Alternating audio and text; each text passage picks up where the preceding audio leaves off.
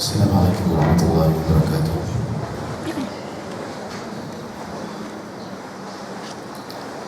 A'udzu billahi minasyaitonir rajim. Bismillahirrahmanirrahim. Alhamdulillahirabbil alamin. Wa bihi nasta'inu ala umuri dunya waddin. Wassalatu wassalamu ala sayyidina wa maulana Muhammadin asyrafil anbiya'i wal mursalin wa ala alihi wa sahbihi ajma'in. Subhanaka la ilma lana illa ma 'allamtana innaka antal alimul hakim. Rabbi shrah li sadri wa yassir li amri wahlul 'uqdatam min lisani yafqahu qawli. Wa la hawla wa la quwwata illa billahil 'aliyyil 'azim. Amma ba'd.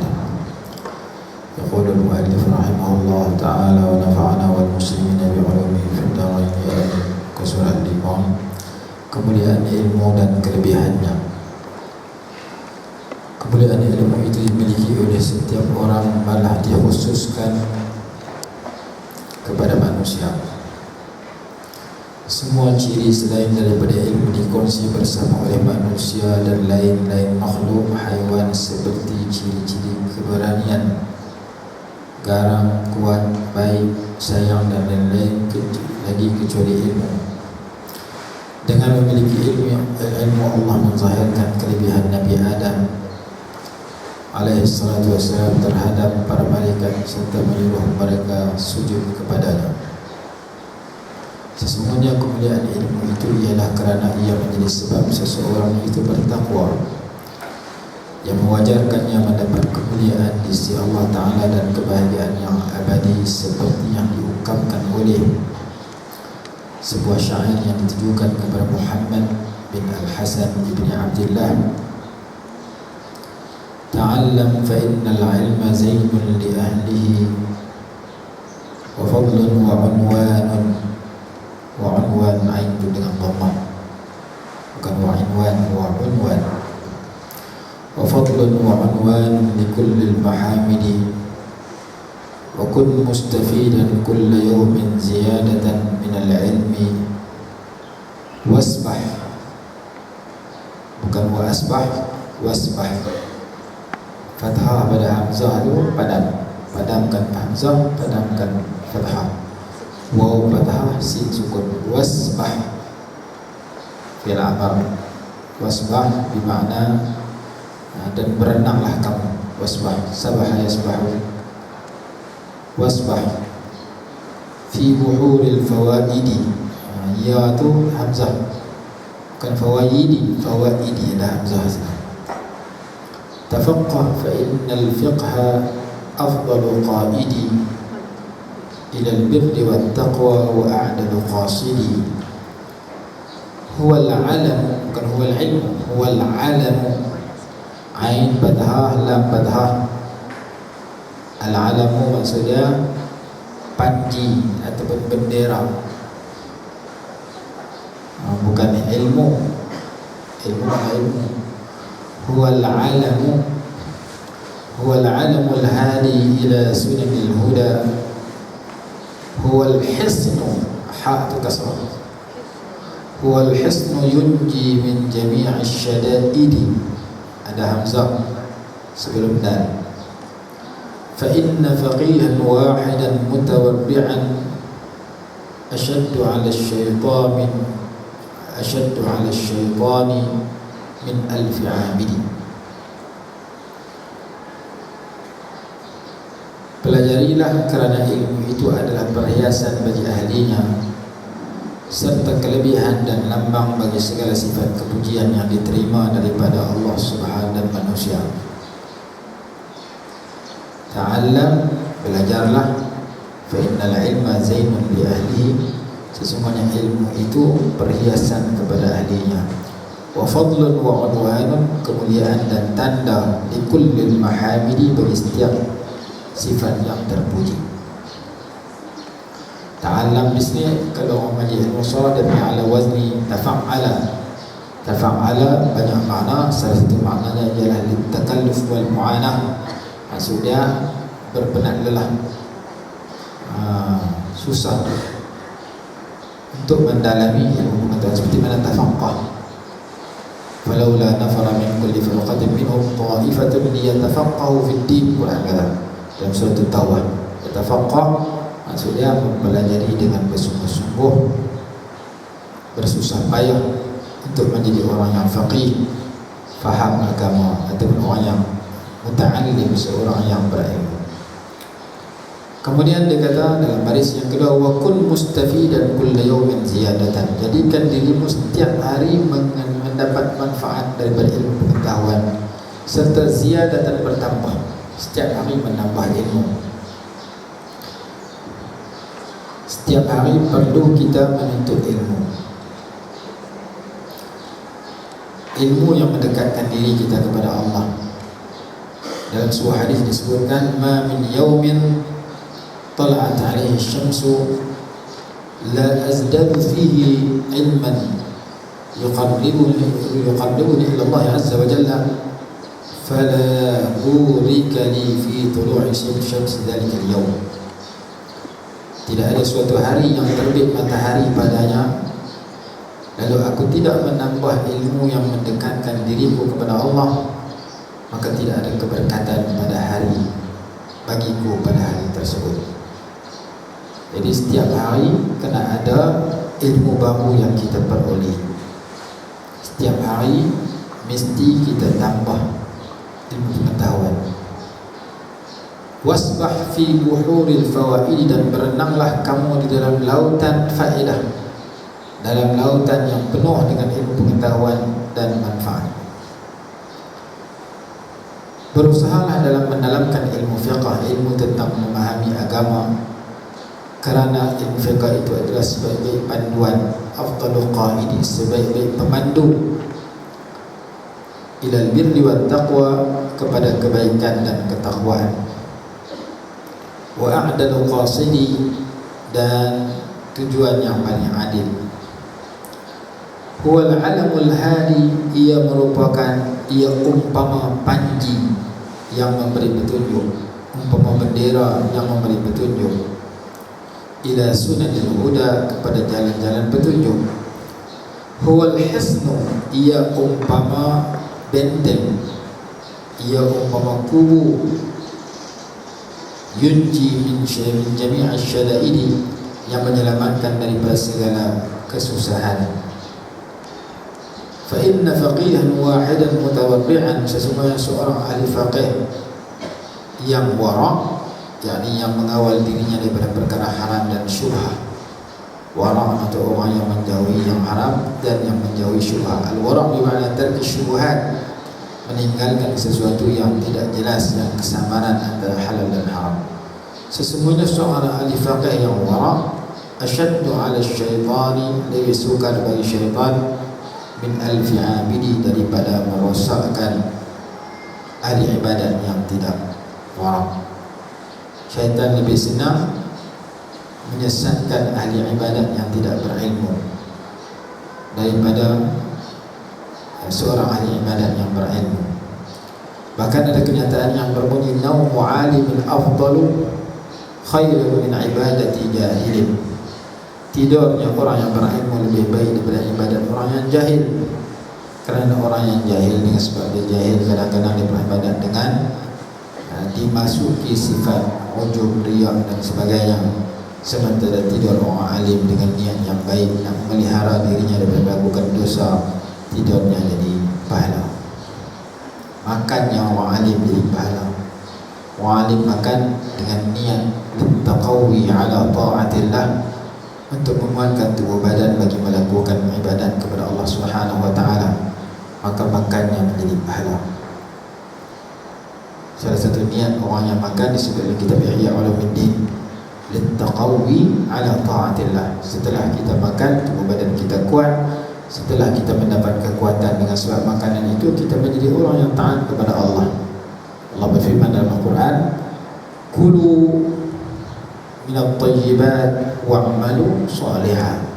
Makanlah makanan-makanan yang bagus dan lakukan amal yang saleh. Amalan yang saleh dituntut setelah memakan yang bagus. Dan disebutkan, jangan kamu melakukan kemaksiatan, kerosakan setelah kamu makan dan minum rezeki Allah. kulu washrabu min rizqillahi wa la ta'thaw fil ardi mufsidin. Makan dan minumlah kamu daripada rezeki Allah, dan jangan kamu bertebaran di atas muka bumi dalam keadaan melakukan kerosakan, yakni dosa dan maksiat. Selain daripada itu, mengetahui hal-hal yang berkaitan dengan hati, orang Islam diwajibkan juga mengetahui tingkah laku yang lain seperti murah hati, bakhil, pengecut, berani, takabur, rendah diri. Takabur meninggi diri, tawadhu merendah diri. Dua sifat yang berlawanan yang wajib kita kenali kedua-duanya. Satu kita kenali untuk dijauhi, nama dia takabur. Satu kita kenali untuk kita hayati, untuk kita amalkan, nama dia tawadhu.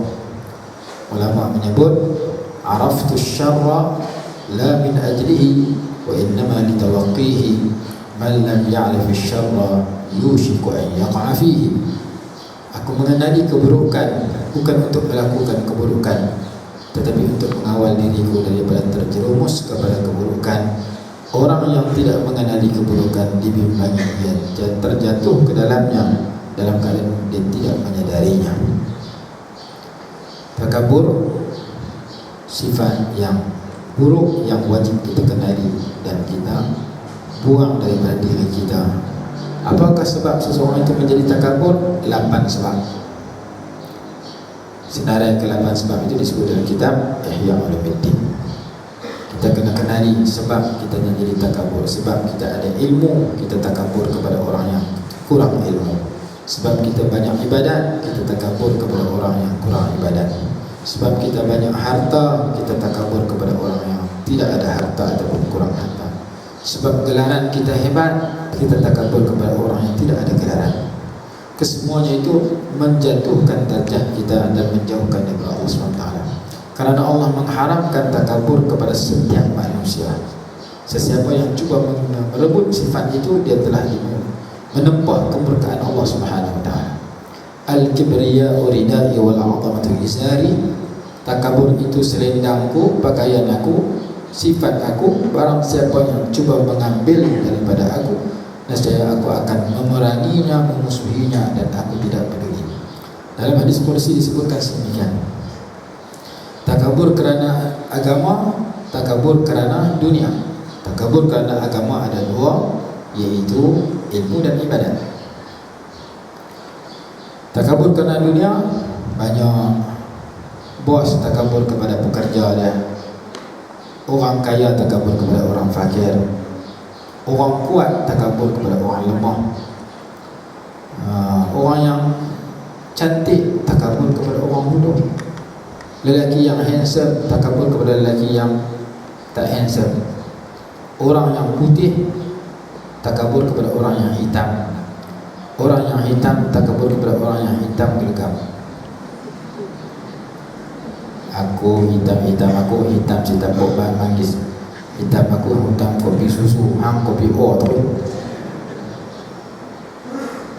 Orang hitam pun berlagu juga. Tapi bila dia banding orang yang lebih hitam, itu takabur kerana rupa paras. Penyakit ni kena kepada sesiapa kalau dia tak kenali dan dia tidak rawati. Jadi keburukan pun kena belajar ilmu tentang sifat-sifat buruk perlu diketahui. Orang yang dapat ilmu bermanfaat, semakin dia dapat ilmu, dia semakin merendah diri. Orang yang ilmu bermanfaat, semakin dia beribadat, semakin dia merendah diri. Dan merendah diri sifat ahli syurga. Meninggi diri sifat ahli neraka. Lan yadkhulul jannata man kana fi qalbihi mithqalu dzarratin min kibrin. Tidak boleh masuk syurga orang yang ada di dalam hatinya sekecil-kecil sifat takabur, sebesar debu sifat takabur.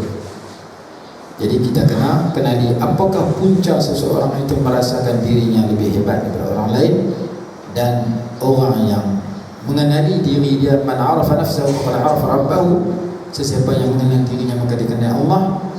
Dia kenali bahawasanya segala kelebihan yang dia miliki, kekuatan, kecantikan, kekacakan, kekayaan, gelaran yang hebat, pangkat yang besar, harta yang banyak, ibadat yang banyak, ilmu yang tinggi, kesemua itu adalah hak mutlak Allah Subhanahu wa taala yang Allah Taala bagi pinjam dan Allah boleh tarik balik dan ambil bila-bila masa. Dia nak menguji, dia beluakum ayyukum ahsanu amalan, untuk menguji siapakah yang lebih baik amalan dia dan siapakah yang nak bersyukur terhadap kelebihan yang Allah beri dengan dia menggunakan kelebihan itu dalam mengabdikan diri kepada Allah. Ini satu penyakit yang perlu kita kenali bersama. Lebih-lebih kalau orang tak kenal kita. Kalau orang tak kenal kata kita ada kelebihan sekian, kadang-kadang kita nak perkenal, merasa lekeh, merasa kurang senang kerana orang tak kenal kelebihan kita. Saya ni ibadat banyak, takkan dia tak kenal. Al-Imam Ibn Atha'il As-Sakandari rahimahullah menyatakan, rubbama futiha laka babut ta'ati wa ma futiha laka babul qabul. Boleh jadi Allah buka kepada kamu pintu-pintu ketaatan, tetapi dia tidak menerima sebarang ketaatan kamu. Maka kenapa kamu nak jadi orang yang berdiri diri dengan sebab ibadat kamu yang lebih daripada orang lain. Ibadat yang tinggi itu pun kita tak boleh takabur. Ilmu yang banyak itu tak boleh takabur. Kenapa? Kerana ilmu itulah yang menyebabkan seorang itu tinggi, tapi tak boleh belagak dengan ilmu tersebut. Kerana kadang-kadang ada orang lain yang lebih berilmu daripada kita. Arafta syai'an wa jahilta asya'. Kamu tahu satu perkara, kamu jahil beberapa perkara. Dalam Al-Quran Allah berfirman, wa fawqa kulli dhi ilmin alim. Dalam surah Yusuf, wa fawqa kulli dhi ilmin alim, mengatasi orang yang ada ilmu itu ada yang lebih berilmu daripada dia. Dan sejauh mana ilmu yang kita miliki, kita tidak mampu mengetahui perkara yang akan terjadi. Kita hanya mengetahui perkara yang sedang berlaku dan telah berlaku. Sedang berlaku kita tahu, lebih kita lihat kejadian itu. Apa yang berlaku dalam pertandingan bola sepak umpamanya, kita tahu siapa menang, siapa kalah melalui kita tengok siaran secara langsung. Tapi kita tidak mengetahui apa akan terjadi satu minit yang akan datang. Para Nabi Allah beri tahu kepada mereka ilmu yang akan datang. Nabi SAW indahu ilmul awwalin wal akhirin. Di sisi baginda ada ilmu yang terdahulu dan terkemudian.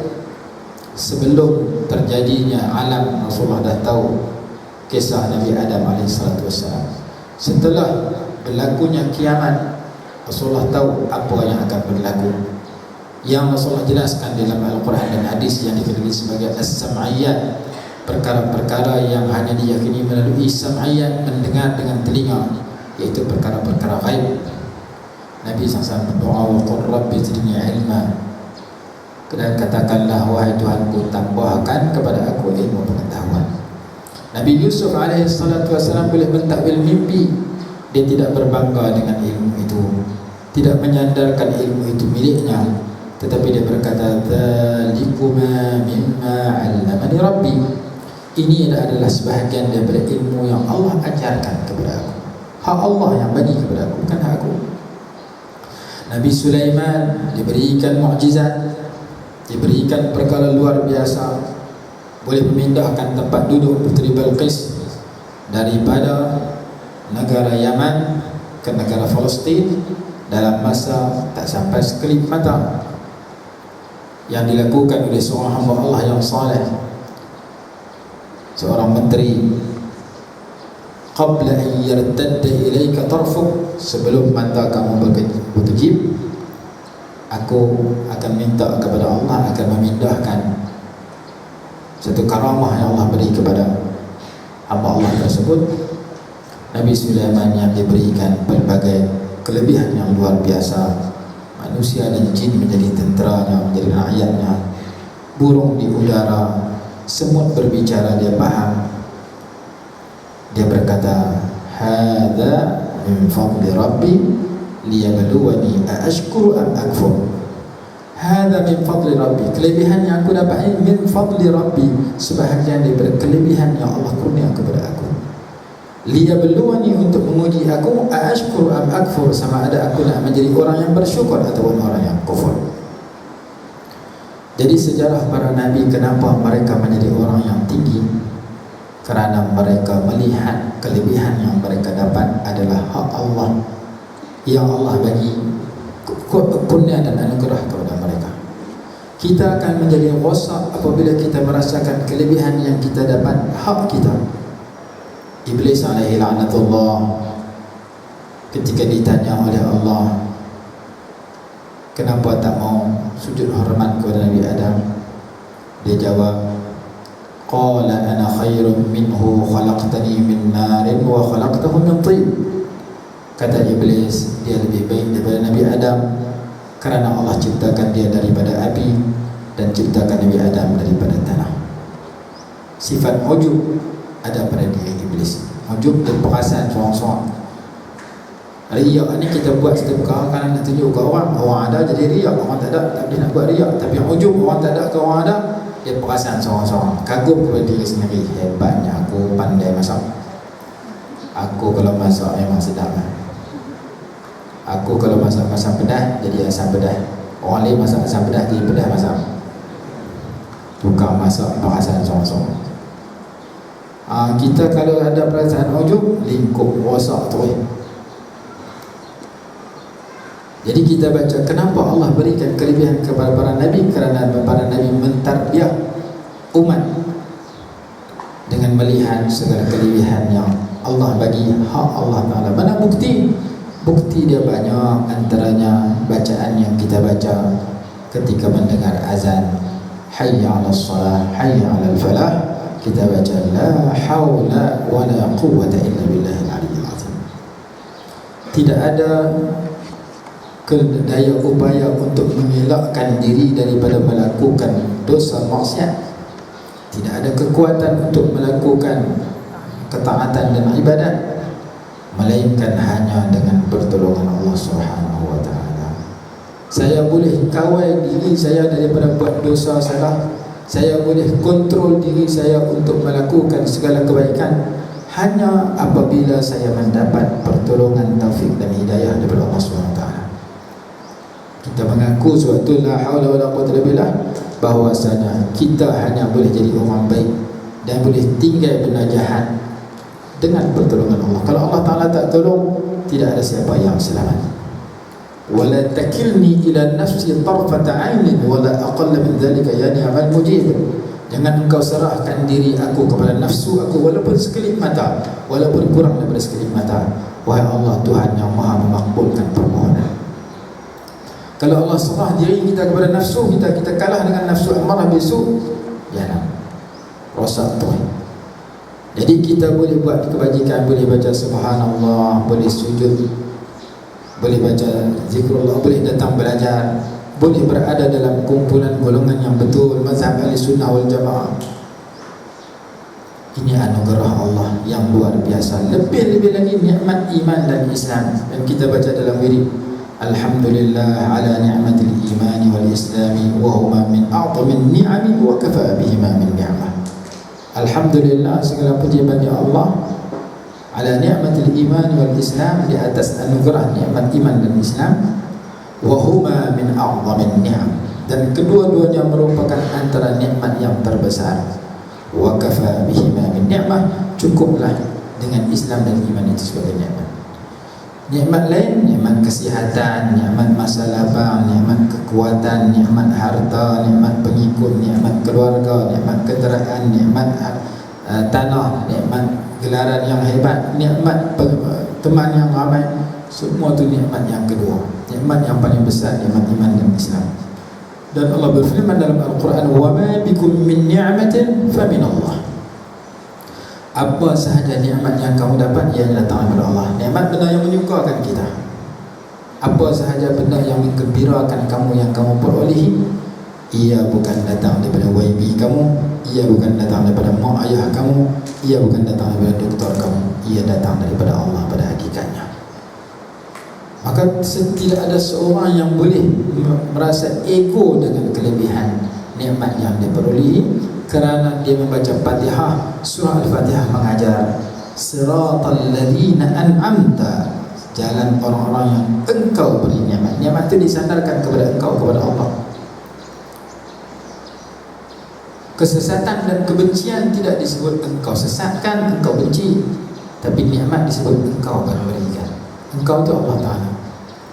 Jadi benda baik kita kena melihat ia adalah anugerah Allah, supaya kita tidak menjadi orang yang tergelincir daripada landasan kehambaan kepada Allah. Bila kita dapat benda baik, kita kena rasakan syuhudul minnati wal fadli min Allah. Kita kena menyaksikan, meyakini dengan hati kita bahwasanya segala kelebihan dan anugerah istimewa yang kita perolehi, ia adalah limpah kurnia Allah yang Maha Pemurah, yang memilih kita untuk menerima nikmat itu. Baru tidak timbul rasa ego. Kalau tidak kita boleh lebih sikit, terus timbul rasa tinggi diri, takabur, ujub, riya, sum'ah, perasaan seorang-seorang kagum kepada diri sendiri, berasa tinggi diri, sombong dan angkuh disebabkan kita ada kelebihan. Sedangkan kelebihan itu milik Allah yang Allah boleh tarik balik bila-bila masa. Orang yang merasa dirinya cerdik, bijak, Allah Ta'ala boleh bagi putus wayar masuk dalam rambutan bila-bila masa. Orang yang ada kekuatan, dia rasa kekuatan dia boleh tendang orang, boleh tumbuk orang, Allah boleh bagi lumpuh bila-bila masa, boleh aksiden patah kaki bila-bila masa. Orang yang bangga dengan kekayaannya, Allah Ta'ala boleh bagi muflis bila-bila masa. Kita di Indonesia, kita tukar duit RM300 jadi dapat sejuta, kita rasa bangga, aku seorang jutawan. Naik kapal terbang sampai airport KL, jadi muflis boleh. Duduk sana jadi jutawan, bawa RM300 dapat sejuta. Jawab, bila kita jadi seorang jutawan, dengan kita merasakan aku sudah hebat dengan harta aku berjuta-juta ringgit. Orang yang lebih patut berbangga, tetapi dia tidak berbangga apabila dia memiliki menjadi jutawan pahala. Ada jutawan wang ringgit, ada jutawan pahala. Jadi jawatan kita sebagai hamba Allah yang kita baca memperkenalkan hamba ini tidak memiliki segala kehebatan, melainkan segala yang kita dapat milik Allah Subhanahu wa Ta'ala. Untuk Allah uji kita, sama ada kita nak bersyukur terhadap kelebihan yang diberikan dan kita merasakan bahawa ini adalah milik Allah yang Allah nak beri, sama ada kita nak semakin merendah diri menyebabkan darjat kita semakin tinggi. Kita nak bersyukur menyebabkan Allah tambah lagi kelebihan yang lain, la in syakartum la azidannakum, ataupun kelebihan yang kita dapat menyebabkan kita lupa diri kita siapa. Mana arafa nafsahu faqad arafa rabbahu. Siapa kenal dirinya, maka dia kenal Allah. Siapa dia kenal dirinya lemah, dia kenal Allah Maha Kuat. Siapa kenal dirinya jahil, dia kenal Allah Maha Berilmu. Bang, siapa kenal dirinya memiliki pelbagai sifat kekurangan, dia mengenali Allah memiliki segala sifat kelebihan. Jadi wajib kita pelajari sifat-sifat buruk untuk kita jauhi.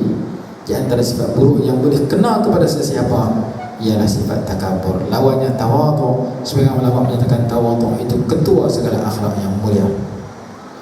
Kalau pada diri kita ada tawadhu, merendah diri, insya-Allah akhlak-akhlak yang mulia yang lain akan kita miliki.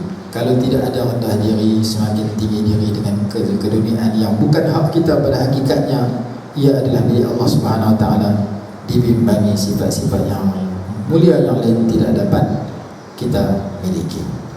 Jadi dia kata takabur, tawadhu, takabur dan merendah diri, iffah, mengelak daripada yang haram. Iffah maksudnya menjaga kehormatan diri, kesucian dan kehormatan diri daripada melakukan perkara yang terlarang.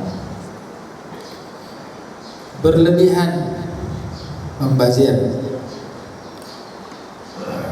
catuan dalam berbelanja, terlalu kedekut sehingga tidak mengeluarkan perbelanjaan dalam yang sepatutnya. Orang yang mulia, orang yang berbelanja secara sederhana. Walladzina idza anfaqu lam yusrifu wa lam yaqturu wa kana baina dzalika qawama. Orang yang apabila memberikan perbelanjaan lam yusrifu, tidak berlebih-lebihan, tidak boros, tidak membazir, walam yaqturu, dan tidak terlalu genggam, terlalu kedekut, wa kana baina dzalika qawama, perbelanjaannya secara sederhana, dan lain-lain. Sesungguhnya takabur, bakhil, pengecut dan berlebihan itu adalah haram. Tidak mungkin dapat mengelakkan diri daripadanya kecuali dengan mengetahuinya dan mempunyai ilmu yang dapat menentangnya. Bagaimana kita nak mendinding diri kita, menghalang diri kita daripada ditimpa segala sifat yang buruk yang dibicarakan oleh para ulama. Maka dengan sebab itu setiap orang manusia wajib mempelajari ilmu tersebut. Sejauh mana setiap ilmu itu mesti dipelajari? Asy-Syaikh As-Sayyid Al-Imamul Ajallu, Al-Ajal maksudnya yang paling mulia, Asy-Syahid Nasiruddin Abu Qasim telah mengarang, rahimahullah ta'ala, telah mengarang sebuah buku mengenai akhlak yang merupakan sebuah karyanya yang terbaik. Setiap orang Islam wajib memiliki akhlak, memelihara akhlak yang disebut di dalam buku itu. Kitab ni tak sampai kat kita, tak jumpa lagi. Ada kitab-kitab yang mempunyai akhlak yang perlu kita miliki dan perlu kita khatam. Sama ada dengan kita belajar, kalau ada orang mengajar, ataupun kita baca sendiri di samping kita ada tempat rujukan, iaitu kitab Riyadhus Salihin. Riyadhus Salihin ini hampir 2000 hadis, semuanya hadis bab akhlak. Ulama-ulama banyak menyarankan kitab ini. Kalangan Imam Nawawi rahimahullah ta'ala. Kalau dalam bab zikir, Al-Azkar Imam Nawawi. Kalau kitab yang itu doa dan zikir Rasulullah SAW yang digunakan oleh jamaah tabligh, bagus juga. Dalam bab rupa paras Nabi SAW, Asy-Syama'ilul Muhammadiyah, rupa paras yang zahir dan yang batin, khalqan wa khuluqan. Itu di antara kitab yang disarankan oleh ulama untuk kita pelajari sampai kita khatam. Riyadhus Shalihin jadikan bacaan harian sebagaimana kita baca Quran. Al-Azkar juga zikir-zikir yang penting dalam suasana tertentu. Zikir sebelum makan, zikir naik kenderaan, zikir ketika hujan turun dan sebagainya. Kemudian Tafsirul Jalalain perlu kita pelajari sekurang-kurangnya asas dengan hasyiah. Ataupun kalau kitab yang moden yang mudah, kalau tafsir ni Tafsir Munir almarhum Dr. Wahbah Suhaili mempermudahkan kita untuk belajar. Ada yang lama, ada yang baru. Kalau yang baru ni Safwatul Tafasir, ringkas dan mudah difahami. Tafsir pun dia ada kecenderungan. Kalau tafsir yang agak besar, tafsir dari segi fiqh, Al-Qurtubi. Tafsir di sudut tasawuf sikit, cenderung sikit Al-Alusi. Tapi kitab tu besar, kita baca tak habis. Nak habis cepat kena ubuh minum ayam, banyak sangat. Kita cari tafsir yang asas-asas. Sekurang-kurangnya sebelum kita meninggal dunia, kita dah mempelajari sebuah kitab tafsir sekurang-kurangnya kita khatam. Kadang-kadang orang tanya kita, kamu nak pegang ikut Quran hadis? Ya, nak ikut Quran hadis. Berapa kitab tafsir yang kamu dah khatam? Tak pernah khatam. Hadis 40 pun tak ingat. Jadi kita kenal diri kita. Kadang-kadang kita mendakwa sesuatu yang kita tidak mampu lakukan. Banyak alim ulama yang menyusun dalam kitab. Maka di antara kitab asas yang perlu dikhatamkan oleh kita ialah Tafsirul Jalalain. Dia ada hasyiah dia, hasyiah Sawi, hasyiah Al-Jamal 8 jilid, Sawi ada yang 6 jilid, ada yang 4 jilid, ada yang 2 jilid. Itu asas kepada kitab tafsir. Kalau yang moden bagus tafsiran Syekh Sya'rawi, Tafsir Sya'rawi, Syekh Muhammad Mutawalli Sya'rawi, dia tafsir yang sesuai dengan zaman sekarang. Jadi kitab tafsir ni banyak jenis, mengikut kecenderungan masing-masing. Ada orang suka cari tafsir dalam bentuk bahasa dan sebagainya. Walaupun kita minat memiliki tafsir-tafsir yang lain, Tafsirul Jalalain perlu ada dan ada masa depan kita baca. Kalau menurut Tariq Jalan Imam Al-Haddad, mereka membaca kitab tafsir Al-Baghawi. Sampai sekarang kalau kita pergi tarikh, mereka mempelajari kitab tafsir Al-Baghawi 4 jilid ataupun 5 jilid karangan Imam Al-Baghawi, salah seorang ulama mazhab Syafi'i yang mengarang kitab tafsir namanya Tafsir Al-Baghawi. Saya beli di Mekah, ditahqiq oleh 3 orang ulama. Nama dia Tafsir Al-Baghawi. Itu pun tak baca, letak di rak, buang sama labah. Tak baca, tak ada bahasa. Sahih Bukhari, bacaan mereka juga. Minhajul Talibin di sudut fiqh, bacaan mereka. Ihya Ulumuddin, bacaan mereka di sudut tasawuf. Ihya ada masalah apa kita baca. Ihya ada yang 5 jilid, ada yang 8 jilid. Syarah dia ada yang 10 jilid, ada yang 14 jilid. Syarah yang cetakan lama 10 jilid, cetakan baru 14 jilid. Syarah kepada Ihya Ulumuddin namanya Ithafus Sadatul Muttaqin. Baru ni beberapa tahun lepas ada seorang profesor perempuan tulis tentang kesalahan Ihya. Nama apa yang tu tahu? Dia tulis, dia tak tulis Imam Ghazali, dia tulis Syekh Ghazali. Rujukan dia hanya Albani dan mereka yang seumpama dengannya. Sedangkan Ihya dia ada syarah dia. Kadang-kadang Al-Hafidh Al-Iraqi berbeza dengan Al-Murtada Az-Zabidi dan sebagainya. Jadi kitab Ihya Ulumuddin ini salah satu kitab yang perlu kita pelajari. Kita ambil manfaat daripada kitab tersebut. Ada masalah apa? Kita baca. Sebagaimana contoh saya beri tadi, kalau kita ditimpa penyakit takabur, sombong, angkuh, membesarkan diri, merasa tinggi diri, baca bab takabur, bab tawadhu, takabur dalam kitab Ihya Ulumuddin. Kitab Ihya Ulumuddin terbahagi 4. Satu bab ibadat, satu bab adat, satu bab muhlikat, satu bab munjiat. Bab pertama bab ibadat, wudu, sembahyang, ilmu, zakat, haji, asrarus siyam, rahsia-rahsia haji, rahsia-rahsia puasa, rahsia-rahsia haji, al-awraq wirid dan sebagainya. Satu lagi adat, macam mana cara makan Rasulullah, macam mana cara minum dan sebagainya. Satu lagi al-muhlikat, sifat-sifat yang membinasakan. Yang terakhir al-munjiyat, sifat-sifat yang memberikan kejayaan dan keselamatan. Yang paling penting 3 dan 4, iaitu muhlikat dengan munjiyat. Kerana muhlikat ni boleh kena sesiapa saja, sifat-sifat yang membinasakan. Ada lebih kurang 10 sifat. Hubbul dunya, hubbul jah, cinta kepada kajah. Jah tu bagaimana agak jah, ini Siti Khalijah ke apa pula. Jah tu mana pangkat, cinta kepada kedudukan. Hubbul dunya, cinta kepada dunia. At-takabbur.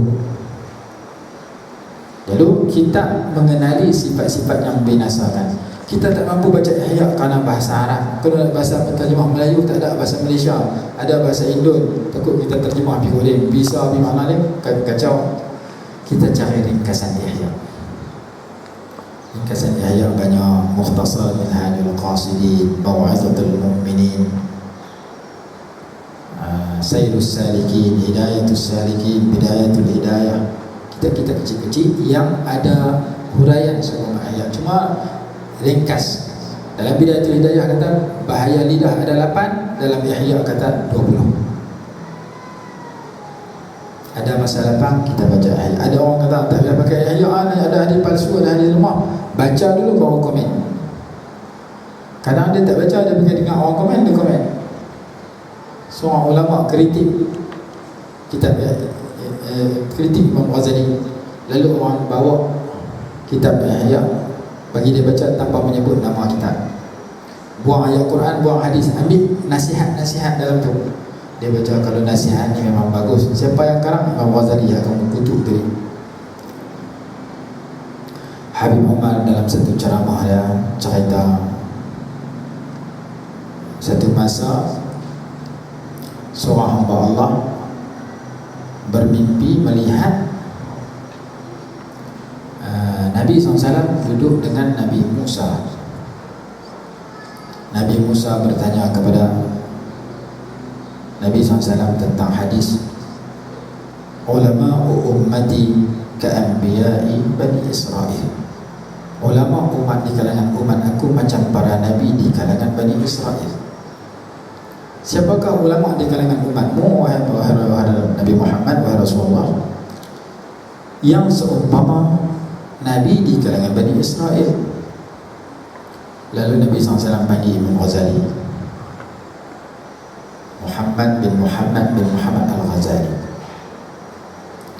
Panggil Imam Ghazali, Nabi Musa tanya, Nabi SAW tanya kepada Imam Ghazali, siapa nama kamu? Imam Ghazali jawab, nama saya Muhammad bin Muhammad bin Muhammad Al-Ghazali. Imam Ghazali ni nama dia Muhammad, ayah dia nama Muhammad, datuk dia nama Muhammad, 3 keturunan nama Muhammad. Ada satu kitab tajuk kelebihan meletakkan nama anak lelaki sebagai Muhammad. Dalam kitab Khasinatul Asrar disebut, kalau seorang lelaki dengan perempuan berkahwin, mandul, tidak dapat anak, nak dapat anak, baca doa, salah satu doa berbunyi, ya Allah, ya Tuhan kami, kurniakan kepada kami anak lelaki yang kami akan berikan namanya sebagai Muhammad ataupun Ahmad. Jadi ada satu kitab tajuk dia kelebihan memilih nama anak Muhammad. Imam Bukhari nama Muhammad bin Ismail, Imam Syafi'i nama Muhammad bin Idris. Ada ulama-ulama yang namanya Muhammad, tapi oleh kerana gelarannya yang lebih terkenal maka tenggelam nama Imam Syafi'i Muhammad, nama dia Imam Syafi'i, padahal nama dia Muhammad. Imam Bukhari nama dia Muhammad bin Ismail Al-Bukhari. Bukhari nama tempat Bukhara. Kalau kita sini nama Muhammad, dua mana janda baik? Muhammad Al-Janda Baiki. Nak kena buat nama belakang. Dua mana Kuantan? Al-Kuantani. Dia gelaran mengikut tempat. Imam Bukhari nama Bukhara, tapi gelaran dia Al-Bukhari. Nama dia Muhammad, tenggelam nama dia hilang. Muhammad bin Ismail Al-Bukhari, Muhammad bin Syafi'i, Muhammad bin Idris Al-Syafi'i. Jadi kamu nama apa? Muhammad bin Muhammad bin Muhammad. Nabi Musa komplain kat Imam Ghazali, Rasulullah tanya kepada kamu, kamu nama apa? Pasal apa kamu jawab 3 sekali? Sebut nama saya Muhammad sudah, pasal apa? Muhammad bin Muhammad dengan bapa dengan datuk sekali, panjang.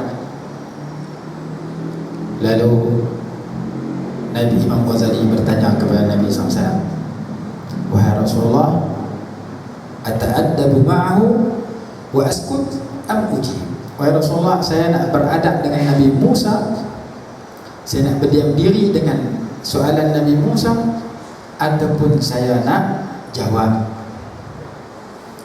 Imam Ghazali minta pandangan Nabi SAW. Ini cerita dalam mimpi, bukan cerita betul. Dia berkata, bila Imam Ghazali jumpa Nabi Musa pula, Rasulullah kata jawab. Akhirnya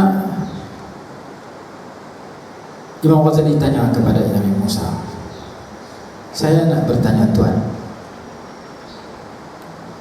Nabi Musa kalimullah, orang yang pernah bercakap dengan Allah SWT. Wahai Rasulullah, wahai Nabi Musa, kenapa bila Allah SWT bertanya kepada engkau, wa ma tilka biyaminika ya Musa, apakah yang berada di tangan kananmu wahai Musa? Kenapa engkau jawab, qala hiya 'asaya atawakkau 'alayha wa ahushu biha 'ala ghanami wa liya ma'arib ukhra? Ketika Allah menyoal kepada engkau, wa ma tilka biyaminika ya Musa, apa yang ada di tangan engkau wahai Musa?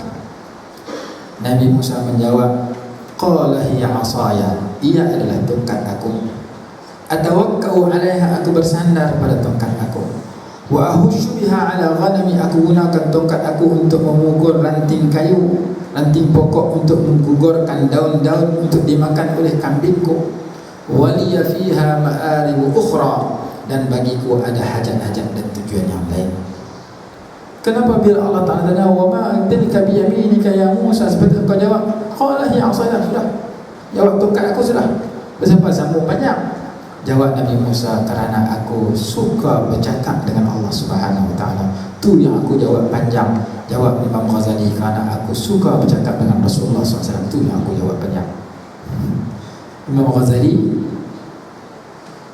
berdialog dengan Nabi Musa dengan kata-kata Nabi Musa ketika menjawab jawapan soalan Allah Ta'ala di dalam Al-Quran.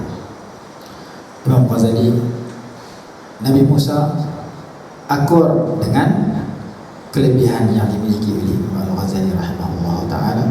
Itu cerita hamba Allah, seorang wali Allah yang bermimpi melihat dialog tersebut.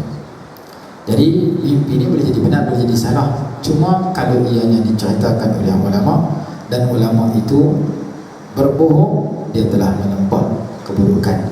Kalau dia benar, maka ini satu kelebihan, satu berita gembira yang Allah berikan kepada seorang ulama yang bernama Imam Muhammad bin Muhammad Al-Ghazali rahimahullah ta'ala. Jadi kitab Ihya ni ada orang yang tak pakai, ada orang yang kritik. Kita sebelum kita nak kritik dan nak pakai, kita baca dulu. Setelah kita habis baca, baru kita kritik ataupun betul ataupun salah. Tapi saya rasa kalau kita mula baca, kita mati dulu, kitab tu tak habis. Masa 5 jilid, 8 jilid baca tekan bau. Kita bukan jenis baca, kita jenis makan. Hang berapa kali dah khatam Bukhari? Tak pernah khatam. Nasi Bukhari selalu makan. Sahih Bukhari tak pernah mengaji, nasi Bukhari telan selalu. Kita jenis makan. Makan Bukhari keral, ngaji Bukhari tak pernah. Jadi tahap kita, kalau ada orang kata kita tak sampai pakai Ihya Ulumuddin, dalam tu ada hadis palsu, ada hadis dhaif, kita kata kepada dia, hangkarang satu kitab yang lebih baik daripada Ihya Ulumuddin, Imam Ghazali karang 5 jilid, hangkarang 6 jilid, 5 jilid setengah. Kita buang Imam Ghazali, kita ambil kita hang, dia balik dulu. Dia berani kritik, tapi dia tak mampu nak mendatangkan alternatif ganti kepada kitab yang dia kritik. Jadi kitab Ihya Ulumuddin ni adalah kitab yang bagus. Oh, tak mau baca Ihya, tebal, payah, cari kitab Imam Al-Haddad, Risalatul Mu'awanah, Nasaih Diniyah, kitab Imam Abdullah Al-Haddad tentang kitab tasawuf, Risalah Adab Sulukul Murid, Ad-Da'watul Tammah, kitab Imam Al-Haddad bagus untuk kita pelajari. Saya buat kuliah subuh di pondok saya pagi-pagi, setiap pagi. Melainkan pagi Sabtu tak ada pagi Sabtu sebab saya ada pulang duha pukul 8.30 pagi hingga pukul 10 pagi. Pagi Ahad dengan Isnin saya baca Bahrul Mazi. Selasa dengan Rabu saya baca Risalatul Mu'awanah. Hari Khamis saya baca kitab Tuhfatul Marid. Hari Sabtu, hari Jumaat saya baca Lum'ah, kelebihan hari Jumaat. Hari Sabtu saya baca Mukhtasar Minhajul Qasidin. Hari Isnin saya baca Riyadhus Shalihin kepada masyarakat orang kampung. Orang kampung padan dengan kita asas. Tadi dia baca kitab-kitab besar, sebab kitab besar orang kampung tak faham, kita nak mengajar pun tak faham. Tapi kita tafsir boleh. Kitab Jawi pun kalau kita tak pandai baca, jadi boleh. Tijah lepas bom, 7 lapis bumi, baca tijah lepas bom. Kitab Jawi 7 dia tulis ta jim ha, lapis la lam pa sin, bumi bawah mim bom, bumi. Yang betulnya 7 lapis bumi, dia baca tijah lepas bom. Apa pasal tijah lepas bom? Tu silap baca kitab Jawi, tak mengaji dulu. Pada malam Isra dan Mi'raj itu malaikat turun di atas bom. Tengok kuasa Allah Ta'ala, bom tak meletup, malaikat turun. Dihulai waktu pula dah. Pasal apa? Bumi dibaca bom. Kitab Jawi jangan buat main. Kita duduk zaman moden ni kena ada kitab Rumi sama. Kitab Jawi ni orang lepas orang Jepun dulu mengaji. Kita yang zaman 70-an ke atas, 80-an ke atas, buat main kitab Jawi, takut kita sebut pikul leh. Pada malam Isra dan Mi'raj itu malaikat membawa kepada Nabi madu dan sos. Nabi memilih sos. Susu dia baca sos.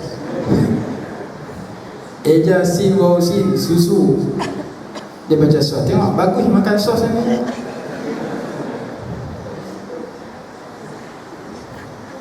Orang baca susu, dia baca sos. Sebab saya baca kitab Jawi, tak baca kitab Arab.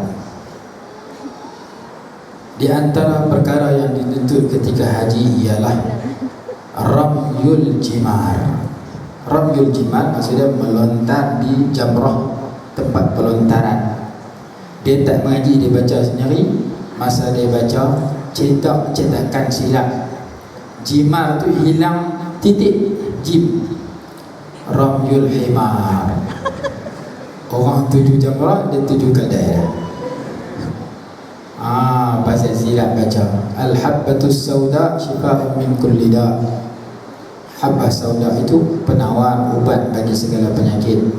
Masa dia baca, cetakan silap habbatus sauda tertambah titik satu lagi. Jadi al-hayyatus sauda, ulang hitam. Ulang hitam penawar bagi segala penyakit. Dia kena demam, dia tangkap ulang, dia panggang, makan-makan, pi ngayang tu, lega terus. Darah tinggi, nak berubat bagi turun darah tinggi, cari ulang hitam. Turun pergi dalam tanah. Darah tinggi je lah, turun lagi. Itu mana ada? Turun terus pergi ke bawah. Ilmu ni kadang-kadang nak kena berhadapan dengan guru. Kadang-kadang kita silap faham pikul lain. Tu contoh tu jadi betul-betul salah. Tapi saya baca dengan kawan-kawan, ada ketika kawan baca kitab Mu'nil Muhtaj, satu perkataan tu silap cetak, menyebabkan dia terjemah pikul lain, iaitu perkataan yang berbunyi al-'adud. Al-'adud mana lengan. Adud tu daripada mana dalam kitab? Pekak kata minadh-dhira' ila al-katif, daripada siku kepada bahu, nama dia al-'adud. Kita ketika berwuduk sunat kita basuh sampai kepada adud. Naik atas, nama dia al-ghurrah wa tahjil. Al-ghurrah basuh muka sampai lebih daripada kawasan muka. Al-tahjil basuh tangan lebih daripada siku, basuh kaki lebih daripada pukulan ini, naik sampai pertengahan betis. Ada ulama kata sampai ke lutut. Yang ni pun naik sampai pertengahan adud. Ada ulama kata sampai ke katif, kepada bahu. Jadi definisi al-'adud dia tulis ma bainadh dhira' wal katif. Tapi kitab tu cetak ta dia buang, hilang. Ma bainadh dhira' wal kaf. Katif jadi kaf, di antara lengan dengan tapak tangan. Dia kata ni 'adud. Padahal 'adud sini sa'i sama dia. Sa'i. Jadi ada perkataan-perkataan yang perlu kita berhadapan dengan guru, kita menghadap guru, kita belajar. Karena kadang-kadang kita baca faham kot lain, kita jauhi. Kalau kita silap baca, takut kita terjemah pikul lain. Jadi kita kena ada tempat rujukan. Mana dia tadi hilang lah. Kata dia, setiap orang Islam wajib memelihara akhlak. Jadi kitab akhlak yang perlu kita pelajari Ihya. Tak mampu baca Ihya, kita cari kitab yang lain. Cuma kalau kita nak yang tidak ada orang pertikai dah, tidak akan ada orang kata hadis palsu. Hadis tu semuanya mantap, bagus dipelajari, pengajaran dia bagus, perlu diikuti. Cari Ihya, cari kitab Riyadhus Shalihin, pelajari siang dan malam sampai khatam. Kita duduk di pejabat, letak di pejabat kita. Kita jadi cikgu, bawa letak di bilik sekolah. Masa lapang 5 minit, 10 minit, 2 minit, 3 minit setiap hari lepas semayang, sebelum semayang, masa rehat, lepas makan, sebelum makan, kita berteman dengan Riyadhus Shalihin. Hadis-hadis di situ membicarakan tentang akhlak. Tapi jangan silap faham, kena ada syarah juga kadang-kadang. Takut kita tafsir silap. Dalam hadis itu kata asfala minal ka'baini fa finnar, pakaian yang dipakai bawah pada buku lagi masuk neraka. Kita kata tu dia banyak orang masuk neraka. Itu hadis itu tentang orang lelaki yang melabuhkan pakaian dia kerana takabur. Kalau tidak takabur, hukum dia makruh di sisi kebanyakan ulama, antaranya Imam Nawawi rahimahullah ta'ala. Dibicarakan dalam hadis itu. Jadi kita kena ada kitab-kitab tertentu yang perlu kita jadikan wirid kita. Baca ulang khatam. Ada ulama Yaman wirid mereka Ihya Ulumuddin, ada yang 40 kali khatam Ihya. Ada yang mati dalam majlis pengkhataman Ihya, khatam Ihya, baca doa mati. Kita tak mampu nak baca Ihya kerana kitab tu besar. Kita pelajari kitab Imam Abdullah Al-Haddad. Nak amai ada seorang pelajar dulu belajar di Jabatan Mahmud, kemudian datang belajar di Kuala Lumpur, sama ada UIE ke UM saya tak pasti, tapi dia belajar di universiti di sini, UKM ke apa saya tak ingat. Dia balik datang jumpa almarhum Datuk Syekh Abdul Hamid Tahir ahli jawatan kuasa Majlis Fatwa Negeri Kedah. Sebelum dia datang ke KL, dia belajar di Mata Mahmud kepada Datuk tersebut. Bila dia datang, dia dapat macam-macam percambahan ilmu.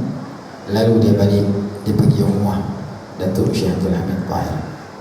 Dia kata, Datuk nak tanya sikit, sembahyang tarawih ni sebenarnya yang sahih ni 20 ke 8? 8 ke 20? 8 kuat ke 20 kuat?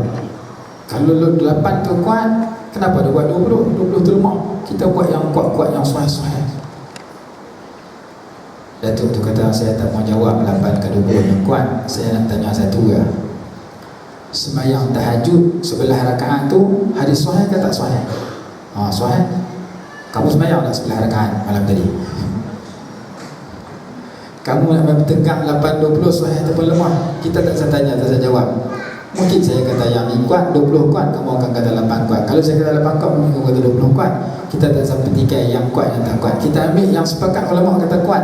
Hadis yang sahih menyatakan Nabi SAW sembahyang setiap malam sebelah rakaat. Kamu malam tadi sembahyang tak sebelah rakaat? Amalan kamu setiap malam tak sebelah rakaat? Tak. Berarti kamu hanya nak petikai yang ulama khilaf. Hak sahih, semua kata sahih, kamu tak buat. Kamu hanya menolak baca Yasin malam Jumaat tak boleh, tapi surah Kahfi kamu tak baca apa? Dia baca Yasin lemah malam Jumaat, yang kuat baca malam Jumaat ataupun hari Jumaat surah Kahfi. Kamu baca surah Kahfi? Tak baca apa? Surah Kahfi lebih panjang daripada surah Yasin. Yasin 7 kali sembuh, dulu bangkit, dulu bangkit. Kahfi mau 20 kali. Nak habis surah Kahfi tu payah. Macam bila main musim baru bulan Rajab, ada kata sunat puasa, ada kata bid'ah puasa. Kau ni kata saya bagi saya puasa Rajab wajib, sunat bagus. Kau tu kata tak boleh. Lepas tu tanya ada orang, apa puasa? Dua-dua tak puasa. Hak kata tak boleh puasa memang tak puasa, hak kata boleh puasa pun tak puasa. Jadi ilmu hanya untuk bertengkar dalam Facebook, bertengkar dalam WhatsApp. Amalan tak tahu amalan. Kadang-kadang ada bertengkar tu Quran tak baca, sebenarnya jemaah pun tak pernah. Tapi bila dia bertengkar dalam Facebook tu, nampak dia hebat dari sudut ilmu. Amalan masjid tak pernah pergi. Sedangkan kita menuntut ilmu untuk beramal. Daripada kita duduk bertengkar, baik kita tutup Facebook, tutup handphone, kita baca Quran, pahala orang banyak. Ijma' ulama dapat pahala banyak baca Quran. Hak tu kita tak baca, khatam handphone, khatam Facebook, khatam WhatsApp, sehari berjam-jam, Quran satu huruf seminggu tak baca. Kita tertipu dengan kehebatan keduniaan yang kita miliki. Aku hebat dalam masalah media, aku pandai internet, aku pandai komputer. Kita sibuk itu, kita tinggal kitab Allah, kita tinggal sunnah Nabi SAW. Hadis tak belajar, Quran tak belajar, kita bertengkar berkeliling orang, masa kita habis. Boleh kita berdebat untuk menjelaskan kebenaran, tapi kalau berlebihan sampai peringkat kita meninggalkan sunnah Nabi yang besar. Nabi SAW sembahyang jemaah, itu sunnah yang hebat. Rasulullah tak tinggal. Rasulullah sembahyang tahajud, itu sunnah yang hebat. Rasulullah baca Quran setiap hari, itu sunnah yang hebat. Ada orang masanya dihabiskan dengan perkara yang lain, yang kadang-kadang dia tidak mengambil berat terhadap amalan Nabi SAW. Rasulullah ke semua memperbetulkan masyarakat, menjawab soalan. Dalam kitab, satu kitab nama Imam Al-Qarafi, kalau tak silap, disebut Nabi SAW merupakan da'i, pendakwah, menyampaikan berita gembira kepada orang buat baik, menyampaikan berita yang menakutkan kepada orang buat jahat. Dalam masa yang sama Rasulullah SAW mufti, memberikan fatwa terhadap persoalan yang muncul. Dalam masa yang sama Nabi SAW adalah contoh ikutan dalam rumah tangga, dalam masyarakat, dan Nabi SAW pentadbir kepada masyarakat. Semua Nabi SAW miliki. Kita tidak mampu memiliki semua, tapi kita kena sedari bahawasanya semua itu perlu ada. Dengan arti ada masa kita berbincang ilmu, ada masa kita mengamalkan ilmu. Jangan sampai perbincangan kita siang dan malam menyebabkan kita tinggalkan amalan.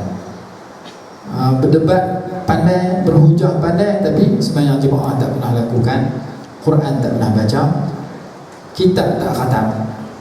Kenapa? Kerana kita terlupa bahawa Nabi SAW melakukan serentak antara ilmu dan amal, antara dakwah dan dengan lisan maqal dan lisanul hal. Dakwah dengan kata-kata, dakwah dengan peribadi, dengan sikap. Jadi kalau ada orang tanya kepada kita bahawa ni lepas ni bulan puasa nak sembahyang 8 ke 20, bagi tahu dia kita terpulang nak sembahyang 8 ke 20, tetapi yang sahih kata tahajud 11 rakaat usaha bagi boleh buat. Tahajud dengan witir 11 rakaat setiap malam. Itu hadis sahih. Hadis sahih. Kita duk bincang yang khilaf, kita tinggal. Orang Al-Ustaz kata tarawih 20, orang Kangak kata tarawih 8, orang pada masak kata aku tak sembahyang tu. Hampa dah berkelingan 8 20 8 20, aku tak sembahyang tu pada muka aku, pada muka hampa. Pasal apa? Pasal benda tu sunat. Nak sembahyang 20 sembahyang 20. Nak sembahyang 8 sembahyang 8, jangan dah berkeling. Ada orang dia pergi sembahyang 8, dia balik dia selepas sembahyang tarawih 8 dia pergi sana di tiang. Dia tunggu kawan dia sembahyang 20, dia nak marah. Pasal faham sembahyang 20 aku sembahyang dekat 8. Dia lagu tengok kipas angin, tengok jam lambat nak habis. Habis dia tahan kawan dia. Hang sebab sembahyang 20. Tarawih ni dekat 8. Pasal apa aku tak sembahyang 20? Bid'ah tambah lebih. Hang lagi bid'ah tengok kipas angin sana di tiang lagi bid'ah. Hang sana di tiang tengok kipas angin tu lagi bid'ah. Zaman Rasulullah mana ada kipas angin. Jadi daripada kita berselisih dalam masalah yang ulama salah berselisih begitu lama, kita tingkatkan amal, cari yang Rasulullah suka beramal. Dalam Sunan Abi Daud disebutkan, kalau tak silap, dan hadis ini ada disebut dalam kitab Nasaih Diniyah, Sayyidina Utsman ibn Affan radhiyallahu anhu memulakan bacaan Al-Qurannya di malam Jumaat dan mengkhatamkannya di hari Khamis. Sayyidina Utsman khatam Quran seminggu sekali. Ada riwayat menyatakan dia khatam Quran 1 rakaat. Sembahyang witir 1 rakaat 30 juzuk. Tapi kebiasaan dia tiap-tiap minggu khatam Quran. Ini adalah satu amalan yang baik. Tetapi apakah kita boleh buat sebulan sekali, setahun sekali? Kadang-kadang kesibukan kita dengan media, dengan surah abang yang kita baca, dengan TV yang kita tonton, dengan handphone yang kita pegang, menyebabkan setahun sekali pun kita tak khatam. Sedangkan Al-Quran itu adalah merupakan kitab yang terpenting, yang disepakati oleh semua bahawasanya ia adalah kitab yang mendatangkan pahala yang banyak. Kadang-kadang masa kita dibuang untuk aktiviti yang lain, menyebabkan kita tidak ada jadual untuk khatam Quran. Jadi kita kena ada jadual sendiri. Kalau tanya saya, Ustaz baca Quran sayunya mana? Tak mau abang, terlalu sikit. Tapi saya baca setiap hari. Dan hari ini saya dah sampai surah Az-Zumar. Sudah beberapa juzuk lagi saya akan khatam. Khatam ulang balik. Itu pesanan ulama-ulama kita yang berada di negara-negara Arab. Jangan kita tinggal Quran walaupun sehari sedikit, sehari 1 muka, sehari 2 muka, sehari 3 muka, sehari 1 ayat, sehari 2 ayat, dan baca berterusan, sambung sampai khatam dan ulang, sampai khatam dan ulang, jangan berhenti lagi tak mati. Kalau kita mati hari ini, kita dah mati lagi dan dah melihat ayat Allah, dah membaca ayat Allah, dah merenung ayat Allah, dah mendengar ayat Allah. Kalau kita tak biasakan baca sehari satu ayat, 2 hari tak baca, 3 hari tak baca, sedang umur kita 60 dan 70 tak pernah khatam Quran. Tetapi yang lain kita khatam hari-hari. Jadi biasakan dalam hidup kita mesti ada setiap hari jadual tertentu untuk baca kitab Al-Quran. Sampai peringkat kita tingkatkan sampai peringkat yang lebih baik. Ada seorang imam di Perak saya kenal, dia baca Quran sehari 1 juzuk, 30 hari khatam. Setiap bulan dia khatam Quran. Bulan puasa lebih lagi. Bulan lain dia khatam 30 juzuk 1 bulan. Bagaimana dia buat? 1 juzuk dia bagi 5 tu dibaca mengiringi sembahyang 5 waktu. Kalau kita kata 1 juzuk 10 helai, berarti sekali sembahyang 2 helai. Kalau 1 juzuk 10 muka, sekali sembahyang 2 muka. Sama ada sebelum subuh ataupun selepas subuh, 2 muka, 5 waktu sembahyang, 1 juzuk lebih. Kalau sekali duduk satu juzuk, sehari tu buat, lepas tu tuang 3 bulan. Pasal lambat nak habis satu juzuk sekali baca. Orang hafiz sekali satu juzuk setengah jam selesai. Kita habis kuliah dengan qul Allah ni, berangkak nak baca satu juzuk 1 jam nak habis. Sehari dia buat, lepas tu dah baca 6 bulan. Tapi kalau kita baca sikit-sikit, satu semayang 1/5 daripada satu juzuk. 5 waktu semayang 1 juzuk. Berarti dalam masa 30 hari habis 30 juzuk. Dia kata itulah amalan saya yang boleh saya lakukan sebab saya seorang tu imam. Taklah kalut sangat. Saya habis semayang, saya wirid, semayang sunat. Lepas semayang sunat, saya nak balik rumah, kan nak pergi makan kenduri, kan nak pergi tempat kerja. Saya selesaikan 1/5 daripada satu juzuk untuk semayang yang pertama. Sama ada saya baca sebelum semayang atau selepas semayang. Sebelum subuh atau lepas subuh. Zuhur tadi buat yang sama, Asar buat yang sama, Maghrib buat yang sama, Isya buat yang sama. Sehari semalam 1 juzuk. Kalau saya terlepas, tak sibuk, saya qadha balik lepas tu. Yang penting sehari semalam mesti 1 juzuk 5 kali baca. Seperti mana 5 kali semayang 5 waktu. Alhamdulillah, dia kata setakat sekarang saya boleh khatam setahun 12 kali. Pasal 30 hari sekali khatam. Kita tak mampu, kita baca sehari satu muka 2 tahun boleh khatam. Sehari satu muka 2 tahun habis 30 juzuk. Ada setengah-setengah tempat buat lepas zuhur baca satu muka, baca makna. Ada sebahagian masjid surau buat lepas subuh. Habis sembahyang subuh baca doa wirid apa semua, sementara nak balik tu imam baca satu ayat, makmum ikut. Tu imam baca ayat kedua, makmum ikut ramai-ramai. Tadi baca seorang-seorang lagi dia cabut. Kita imam kata ni ada 30 orang makmum, kita bakat baca seorang satu ayat, tu imam nak dengar, esok tinggal 3 orang. 27 pula. Pasal tu imam suruh baca nak dengar. Kadang-kadang dia kata faham spek tak bawa. Kadang-kadang sebut tak bunyi dia tak. Macam-macam masalah. Tu imam baca seorang-seorang, makmum ikut. Habis muka tu imam baca terjemahan ayat, tafsiran ayat. Setiap orang yang pergi sembahyang subuh sebelum balik, dia dah faham satu muka Al-Quran tanpa dia perlu baca. Dia hanya dengar tu imam baca. Esok muka surat kedua, lusa muka surat ketiga. Dia kekal selama 2 tahun, habis 30 juzuk. Makmum dah jadi alim mufassir kabir. Jadi ulama tafsir habis. Pasal apa? Pasal tu imam baca di masjid di surau, satu pagi satu muka lepas sembahyang subuh. Yang jadi makmum tu semua orang-orang RTM, relax tunggu mati.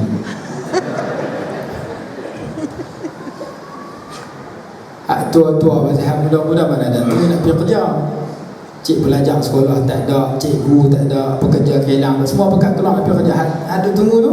Hak umur 70, hak celik asal nampak huruf dah boleh. Daripada tak ada langsung, saya pergi mengajar di mana-mana masjid di surau. Saya sarankan kepada tu imam masjid, saran kepada tu imam surau. Selepas sembahyang subuh, selepas baca doa apa semua, baca Quran satu muka, baca satu ayat, makmum ikut sampai khatam. Setiap makmum bawa Quran tafsir masing-masing. Dalam masa 2 tahun khatam 30 juzuk. Alim satu Qaryah. Alim siapa? Main baca Quran tu. Balik bini dia tanya, Tok Wan pergi mengaji sekolah suruh dapat apa ni? Tak ada, ingat jatuh ke tengah jalan. Tak apa, yang penting dapat pahala banyak. Kerana baca Quran ni satu huruf 10 pahala. 3 baris, satu baris paling kurang 35 huruf. 3 baris 105 huruf. Bismillah satu 19 huruf. Berarti kita dah dapat 124 huruf. Orang yang baca 3 baris Al-Quran bersama Bismillahirrahmanirrahim, dia sudah menyebut paling kurang 124 huruf, dia sudah dapat 1240 pahala. Kalau kita letak jadual kita setiap hari, aku mesti baca hanya 3 baris Al-Quran. Kalau satu muka berapa? 15 baris Al-Quran. Berarti puluhan ribu pahala kita dapat dalam masa seminggu. Jadi kalau jadi tu imam boleh buat lagu tu imam pahala banyak. Kerana semua makmum yang baca dia dapat pahala semua. Makmum yang main sembahyang subuh ada 200, yang ikut kuliah baca Quran ada 12 orang. Jadi jadi banyak-banyak pahala tak nak bawa lah dia nak. Main sembahyang 20 orang ni apa 100 orang, yang mengaji hanya 10 orang. Jadi dia dah dapat puluhan ribu pahala. Jadi Kalau ada di kalangan tuan-tuan mungkin lepas jadi tu imam di masjid ataupun surau, buat yang saya katakan tadi. Saya buat di pondok saya setiap lepas zuhur. Tu pun 2 kali baca, 7-5 kali tuang tak baca. Dia keluar bintang lain. Tapi sekarang saya dah masuk juzuk yang ke-7. Wa iza sami'u ma unzila ila surah Al-Maidah. Baca lepas zuhur. Kalau tempat yang saya mengaji masjid surau, saya saran baca lepas subuh. Lepas subuh tu fresh lagi. Dan biasanya orang akan tunggu ialah orang yang pencet.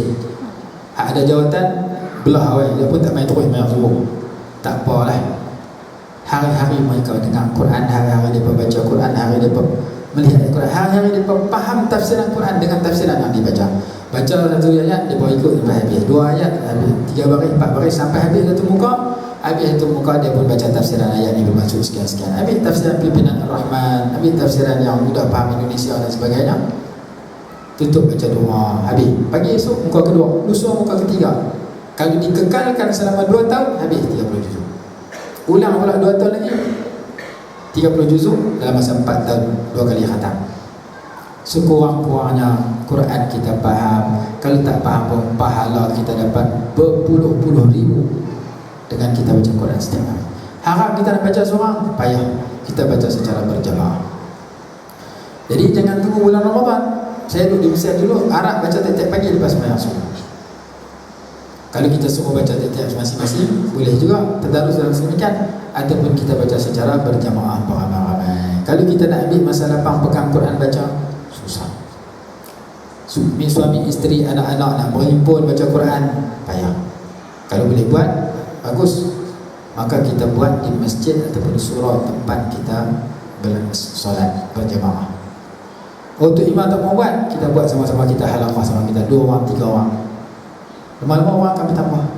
Dan kita mati, kita meninggalkan man sanna sunnatan hasanatan falahu ajruha wa ajru man amila biha ila yaumil qiyamah. Kita meninggalkan satu sunnah yang baik, kita dapat pahala sampai hari kiamat selagi orang melakukan sedemikian. Kawan saya balik pada Mesir, dia pergi bagi satu cadangan di satu masjid di Jeddah. Dia kata apabila datang 10 malam yang terakhir, marilah kita beramai-ramai mengadakan qiyamul lail untuk mengisi 10 malam yang terakhir secara berjamaah. Seorang-seorang pun boleh, berjamaah pun boleh. Kita himpun ramai-ramai. Buat seorang-seorang mungkin tak berapa semangat, kita buat ramai-ramai secara qiyamul lail, sembahyang tahajud secara berjamaah. 10 malam yang mula tak berapa ada orang. Tahun depan buat pula bertambah. Tahun depan buat pula setelah bertahun-tahun. Sekarang kawan yang sudah mencadangkan itu sudah meninggal dunia. Dia kena kencing manis, mati muda, matilah. Tetapi amalan itu masih berterusan setiap tahun sampai hari ini.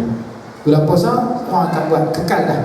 Dia sedang menerima pahala kerana mewujudkan satu amalan yang baik dalam masyarakat. Jadi alangkah baiknya kalau kita boleh wujudkan dalam karya kita bacaan Al-Quran setiap hari serta tafsir Al-Quran.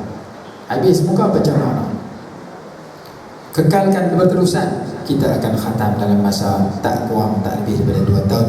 Kalau sehari 1 muka, kalau sehari 2 muka, setahun kita akan khatam. Sehari 1 layar, setahun kita akan khatam. Kalau kita boleh buat sedemikian, tiap-tiap tahun kita khatam Quran.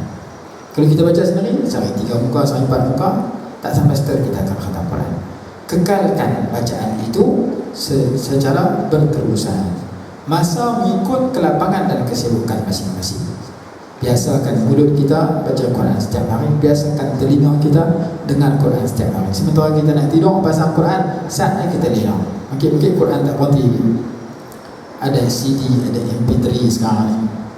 Jangan kita nak tidur pasang lagu Hindustan. Tidur-tidur memang Hindustan masuk dalam mimpi kita. Jadi Al-Quran ini perlu menjadi amalan yang dibaca secara berterusan. Jadi akhlak dia kata di sini, akhlak, kitab akhlak mesti kita pelajari, dan kitab akhlak yang bagus untuk kita pelajari nama dia Riyadhus Shalihin karangan Al-Imam An-Nawawi rahimahullah, hadis-hadis tentang akhlak. Wajib memelihara akhlak yang disebut di dalam buku itu apa? Adapun menjaga sesuatu yang berlaku pada setengah ketika adalah fardu kifayah jua. Bila ada sesetengah orang di satu tempat mengerjakannya, gugurlah kefarduannya ke atas orang lain. Sebaliknya, jika di sesuatu tempat itu tidak ada orang yang mengerjakannya, semua mereka akan berkongsi dalam kedosaan. Oleh itu, setiap pemimpin wajib memerintahkan segala rakyat negeri masing-masing mengerjakannya. Ada pendapat yang menyatakan 07 bahawa ilmu mengenai sesuatu yang berlaku pada diri masing-masing pada setiap masa sama kedudukannya dengan makanan. Jadi dalam bab ni dicerita ilmu terbahagi 3. Satu, ilmu macam makanan. Yang kedua, ilmu macam ubat. Yang ketiga, ilmu macam penyakit. Ilmu macam makanan, kita perlukan makanan setiap hari. Ada ilmu yang kita perlukan setiap hari, seperti ilmu tentang wudu, ilmu tentang solat, ilmu tentang tawadhu', ilmu tentang bahayanya takabur dan sebagainya. Ada ilmu macam ubat. Ubat kita perlukan ketika sakit, ketika sihat kita tinggalkan dia dalam waktu-waktu tertentu. Ilmu pun sedemikian, ada ilmu yang hanya kita perlukan pada waktu-waktu tertentu sahaja, bukan secara berterusan setiap hari. Ada ilmu yang macam penyakit, kita tidak perlukan ilmu itu. Penyakit kita tak mau, racun kita tak mau. Ada ilmu macam racun, ada ilmu macam penyakit, seperti ilmu sihir, ilmu hitam. Kita tak perlukan ilmu yang merosakkan akidah, menurut pendapat sebagian ulama. Dia kata ada pendapat menyatakan bahawa ilmu mengenai sesuatu yang berlaku pada diri masing-masing pada setiap masa sama kedudukannya dengan makanan yang mana setiap orang mesti makannya pada setiap hari.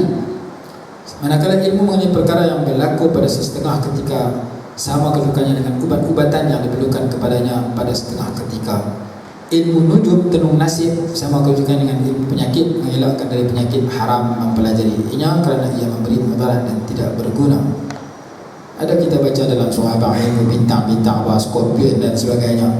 Ada orang lebih percaya dalam surah Abang. Itu ilmu tu tak payah. Tak payah kita pelajari, tak payah baca.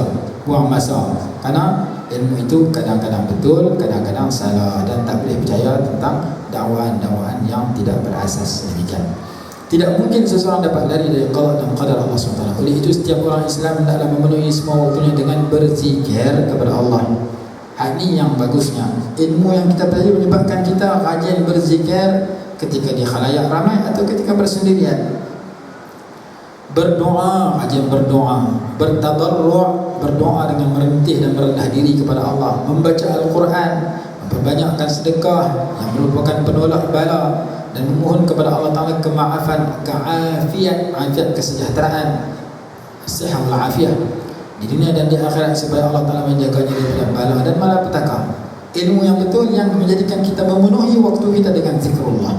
Zikrullah ni kadang-kadang dengan baca subhanallah, alhamdulillah, Allah akbar, istighfar, salawat, baca Quran dan sebagainya. Paling kurang ulama kata zikrullah itu ialah kamu mengawal diri kamu daripada dosa maksiat. Apabila kamu terasa nak buat dosa maksiat, kamu menghalang diri kamu daripada dosa maksiat, maka kamu berada dalam zikrullah walaupun kamu tidak berzikir dengan lidah kamu.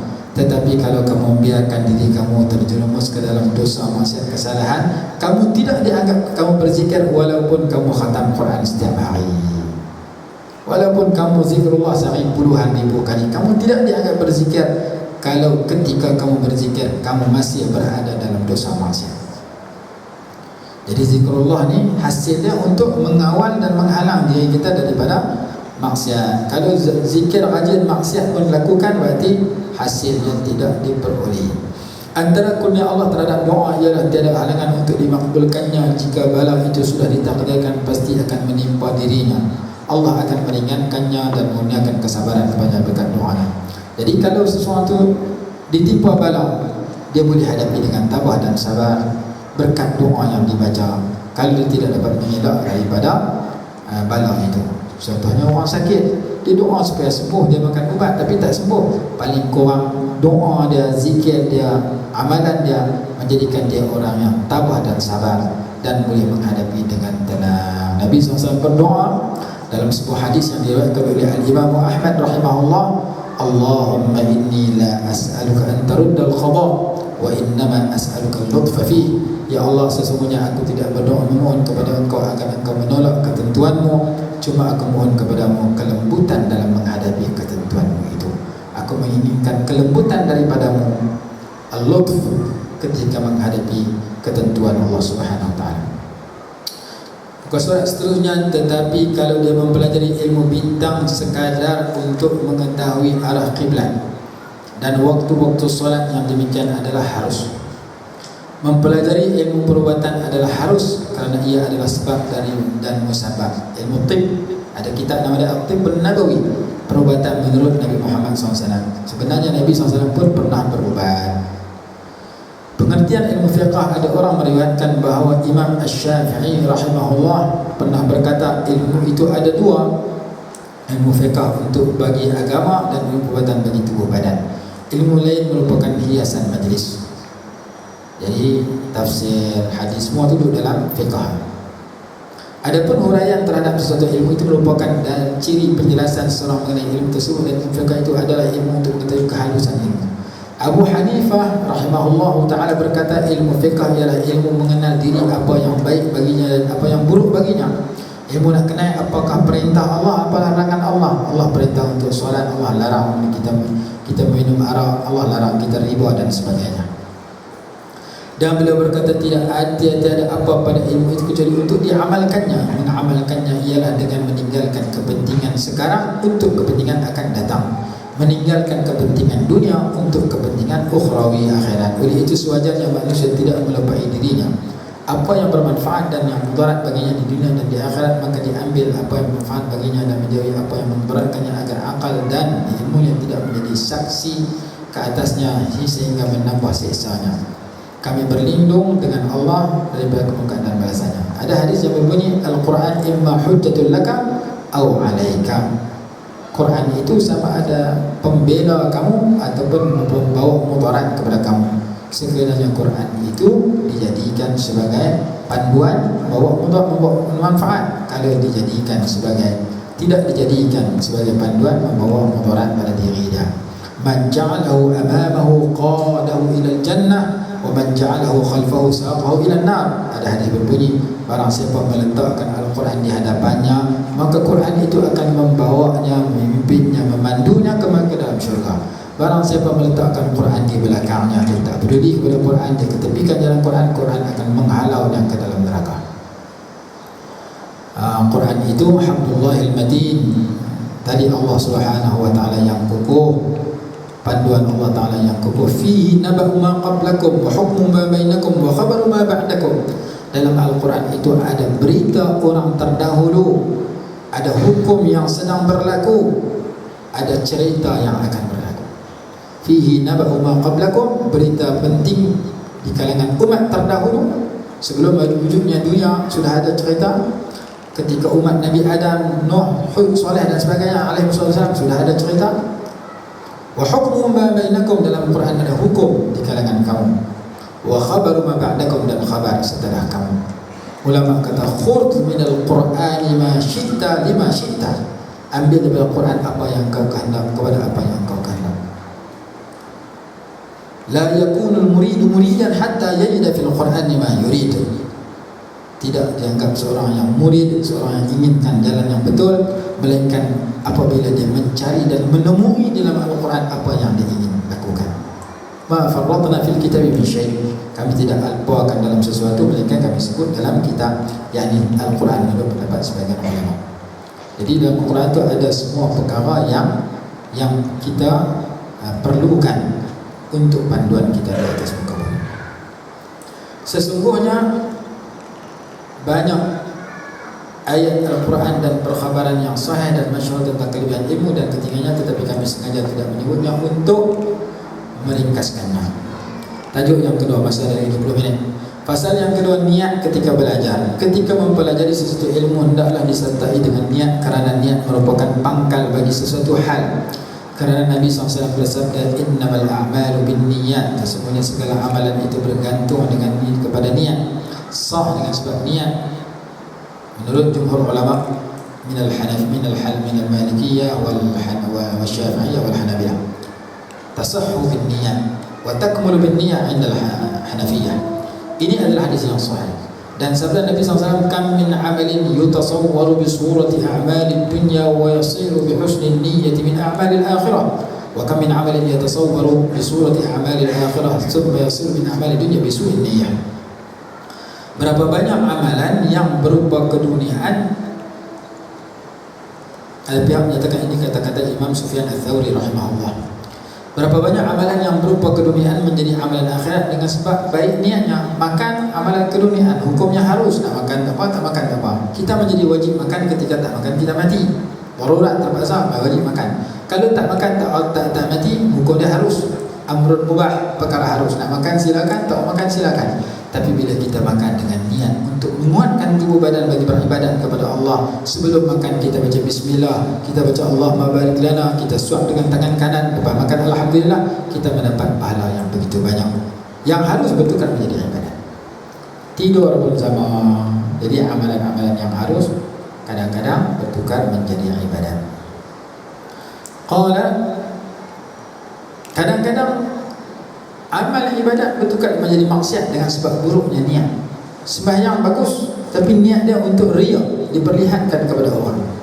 Sembahyang sunat 100 rakaat, tapi tujuan dia hanya untuk memperlihatkan kepada manusia.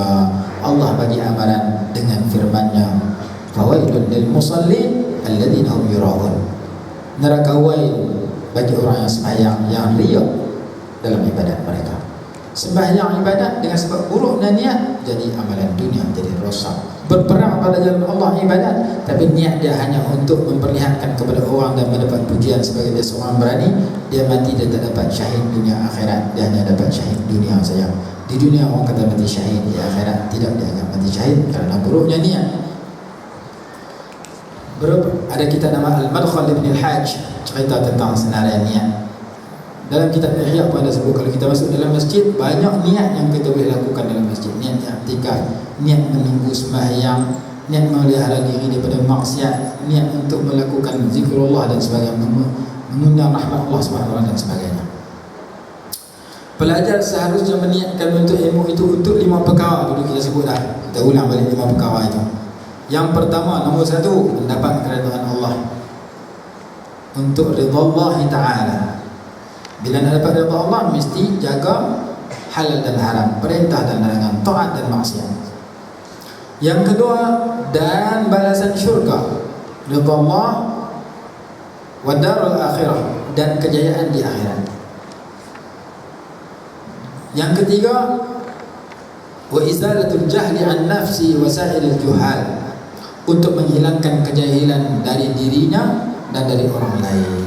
Kita nak hapuskan kejahilan daripada diri kita dengan kita menuntut ilmu, dan kita hapuskan kejahilan daripada orang lain dengan kita menyebarkan ilmu kepada mereka. Yang keempat, serta untuk menghidupkan agama, ihya ad-din, menghidupkan agama pada diri kita, pada keluarga kita, isteri dan anak, kepada masyarakat kita, seramai mungkin kepada dunia. Ihya ad-din, hidupnya agama dengan ilmu. Dan yang kelima, wa ibqa, dan mengekalkan Islam, ibqa al-Islam, mengekalkan ajaran Islam atas muka bumi pada diri kita dan masyarakat. Inilah 5 niat yang perlu ada kepada penuntut ilmu agama di mana sahaja dia menuntut ilmu. Di universiti, di sekolah, di pondok, di masjid, di surau, di stadium, forum perdana di stadium. Untuk ilmu juga kena ada 5 niat ini.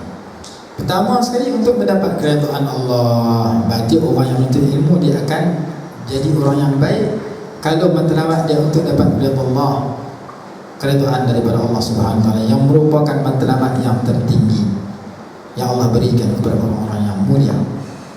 Generasi yang telah dijamin oleh Allah adalah sahabat radhiyallahu anhum ajma'in. Ridha Allah disebut dalam beberapa ayat Quran, antara lain Allah berikan kepada orang yang takut kepadanya. Radhiyallahu anhum wa radu anhu, dzalika liman khashiya rabbahu. Dzalika liman khashiya rabbah. Allah redha kepada mereka, mereka redha kepada Allah. Yang demikian itu Allah berikan kepada orang yang takut kepada Tuhannya. Ada kenyataan dalam kitab tasawuf menyatakan ada sifat yang saling bertukar ganti ataupun berbalas antara kita sebagai hamba dengan Allah Subhanahu Wa Taala. Antaranya yang kita baca sekarang, iaitu redha. Disebut sebagai ar-ridhal mutabadil, keredaan yang saling bertukar ganti berbalas antara kita dengan Allah. Allah bagi kepada siapa? Kepada orang yang takut kepadanya. Radhiyallahu anhum wa radu anhu. Allah redha kepada mereka, mereka redha kepada Allah. Dzalika liman khasyiya rabbah. Yang kedua, al-dzikrul mutabadil, Zikir yang berbalas, saling berzikir. Allah ingat kepada kita, kita ingat kepada dia. Berdasarkan firman Allah yang berbunyi, fadhkuruni adhkurkum washkuruni wala takfurun. Fadhkuruni adhkurkum, berzikirlah kepada aku zikir kepada kamu. Kamu ingat ke aku ingat kepada kamu. Wala in dzakarani fi nafsihi dzakartuhu fi nafsihi wala in dzakarani fi mala'in dzakartuhu fi mala'in khairin minhu. Kalau dia berzikir kepada aku secara bersendirian, aku ingat kepadanya secara bersendirian. Kalau dia mengingatiku secara jamaah, fi mala'in, dalam jamaah yang ramai. Imam Suyuti karang kitab tentang zikir jamaah. Imam Al-Laknawi datang puluhan hadis tentang zikir berjamaah. Disebutkan oleh Syekh Abdul Fattah Abu Ghuddah ketika mentahqiq kitab Risalatul Mustarsyidin. Hadis tentang zikir secara beramai-ramai. Imam Suyuti ada yang 30 hadis, ada yang lebih. Jadi zikir secara beramai-ramai ada dalil, secara sendirian pun ada dalil. Antara dalil zikir secara beramai-ramai, wala in dzakarani fi mala'in ay fi jama'atin dzakartuhu fi jama'atin khairin minhu. Kalau dia berzikir kepada aku dalam kumpulan orang ramai, aku menyebut namanya di sisi para malaikat yang jauh lebih baik daripada kumpulan manusia. Itu namanya az-zikrul mutabadil. Seorang kata, aku tahu bila Allah ingat kepada aku, ketika aku ingat kepadanya. Yang ketiga, yang pertama tadi ar-ridhal mutabadil, yang kedua az-zikrul mutabadil, yang ketiga al-hubbul mutabadil, cinta yang berbalas antara kita dengan Allah. Berdasarkan ayat 54 surah Al-Maidah, fasawfa ya'ti Allahu biqaumin yuhibbuhum wa yuhibbunahu. Allah akan mendatangkan satu kaum yang cinta kepada yang Allah cinta kepada kaum itu, dan kaum itu cinta kepada Allah. Al-hubbul mutabadil, saling cinta mencintai di antara Allah dengan hamba-Nya. Qul in kuntum tuhibbuna Allah fattabi'uni. Kalau kamu mendakwa kamu cinta pada Allah, ikutlah aku wahai Rasul, ikutlah Rasulullah SAW. Dan dalam ayat lain Allah menyatakan walladzina amanu asyaddu hubban lillah. Orang yang beriman itu cintanya kepada Allah paling tinggi dan paling mendalam. Tanda seorang itu cinta pada Allah, dia banyak berzikir kepada Allah. Man ahabba syai'an aktsara min zikrihi. Barang siapa yang cinta kepada sesuatu, dia banyak mengingati sesuatu yang dia cinta. Kita cinta kepada handphone, kita ingat handphone kita. Kita cinta kepada manusia, kita ingat kepada manusia. Seorang tunang ingat kepada cinta kepada tunang dia, dia ingat kepada tunang mandi bersenyum seorang-seorang, makan bersenyum seorang-seorang, berjalan bersenyum seorang-seorang. Uda dan Dara, Romeo dan Juliet kawan dengan Laila dengan Majnun. Itu cerita kekasih-kekasih di pelbagai bangsa. Melayu nama sekian. Cumi dan Ciki, nama kartun dulu. Laila dengan Majnun, nama dia Qais, nama apa tau? Tenggelam nama dia dekat Majnun. Majnun makna orang gila. Pasal apa? Dia gila kat Laila. Dia berjalan tengah padang pasir waktu gelap-gelap. Dia tengok ekor anjing, dia nampak Laila duduk melambai tangannya. Tengok anjing nampak tangan Laila. Satu masa dia pergi rumah perkampungan Laila, nak jumpa Laila. Pipi Laila tak ada di rumah. Laila keluar pergi mana tau? Pergi pasal minggu ke mana tau? Dia mencium dinding rumah Laila. Cium dinding belah ni, cium dinding belah mana. Dia kata, amurru ala diyari Laila, uqabbilu zal jidara wa zal jidara, wa ma hubbu diyari syaghafna qalbi, walakin hubbu man sakana diyara. Aku lintah di tepi rumah Laila, tapi Laila tak ada di rumah. Aku cium dinding pintu rumah Laila belah ni. Aku cium dinding rumah bukan pasal aku cinta kepada rumah, tapi kerana aku cinta kepada tuan rumah. Tuan rumah tak ada, dinding rumah punya dia.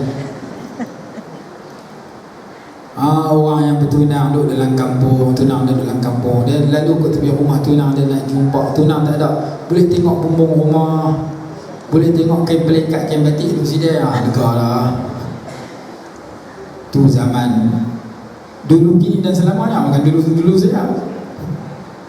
Manusia yang cinta kepada Allah, kata dalam hadis, dia mesti banyak ingat kepada Allah. Manusia yang cinta kepada duit, dia mesti ingat duit.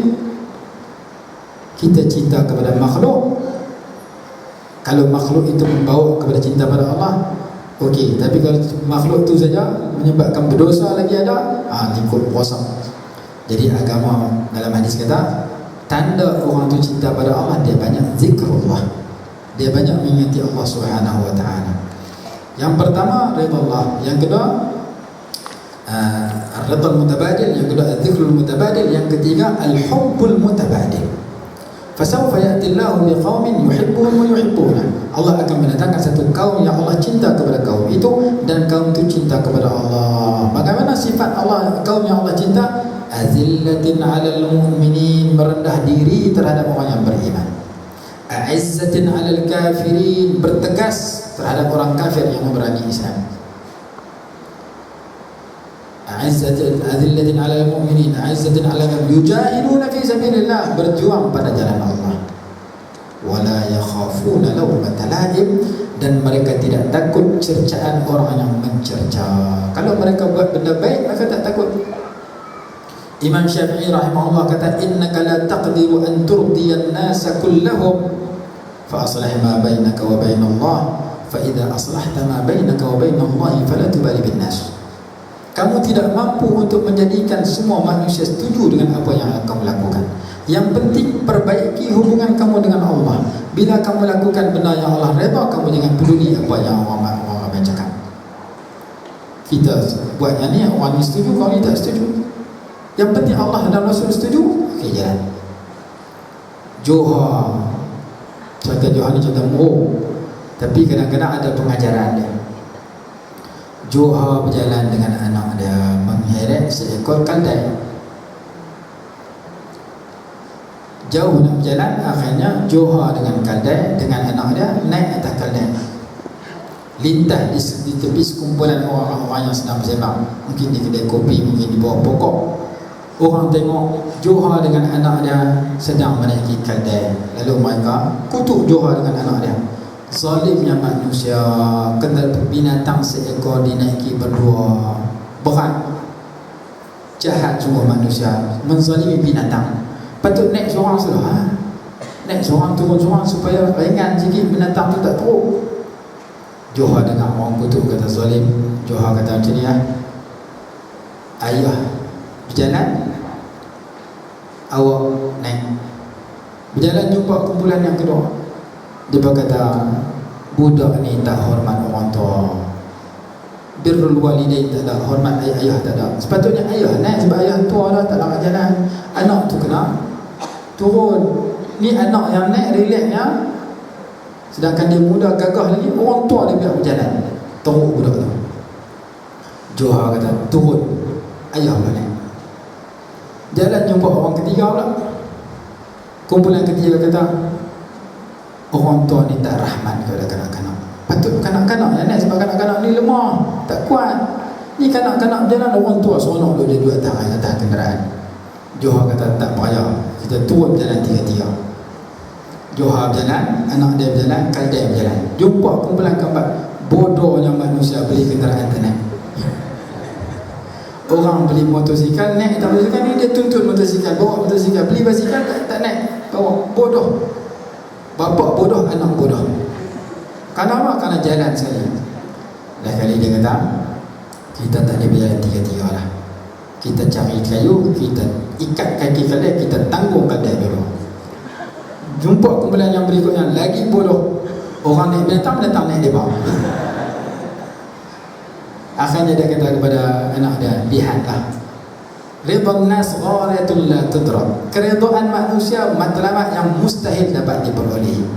Nabi SAW orang paling baik, Abu Lahab, Abu Jahal benci, Abdullah bin Ubay benci. Nabi SAW kekasih Allah, orang paling baik. Ada musuh yang benci, tambah kita orang biasa. Keridhaan manusia matlamat yang mustahil dapat dicapai. Itu satu cerita. Ada satu cerita lain, Johor ni dia beli kaldai, diikat kaldai dia, bayar duit, balik. Dia tarik kaldai, tak tengok belakang, tarik kaldai jalan, tarik kaldai jalan. Sampai tengah jalan ada dua orang pencuri nak curi kaldai dia. Oleh kerana dia terlalu khusyuk tarik kaldai dia, tak sedap, dia pergi buang tali di tengkok kaldai, buh di tengkok kawan dia. Lepas tu kaldai betul, dia pergi tali, bawa pergi. Seorang melarikan kaldai, hak seorang lagi buh tadi ditekuk. Kaldai Johor tak sedap, tarik dia. Sampai di rumah, paling tengok manusia sedang menangis. Menangis. Johor kata, aku beli kaldai tadi, kenapa jadi manusia? Dia kata, saya sebenarnya kaldai yang Tuan beli, tapi sebenarnya saya adalah manusia. Oleh kerana saya derhaka kepada mak ayah saya tak dengar cakap mak ayah saya sumpah saya jadi kaldai, sehingga saya dijual. Kalau sudah dibeli, maka saya akan bertukar menjadi manusia. Melainkan setelah bertemu dengan orang yang baik, orang yang soleh, saya akan bertukar jadi manusia.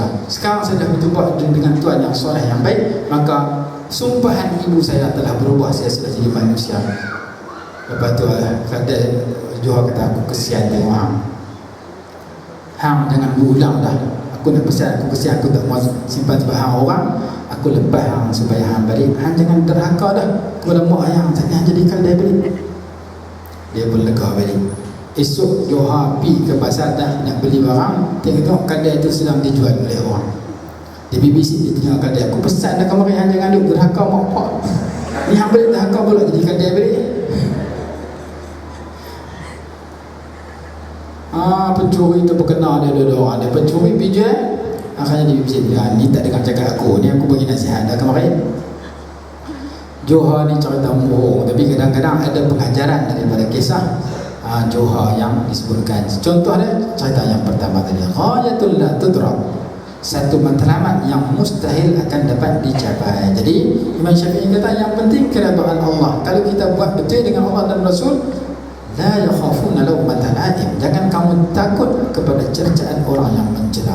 Apa ajaran yang kita bawa, mesti ada golongan yang bercanggah dengan kita.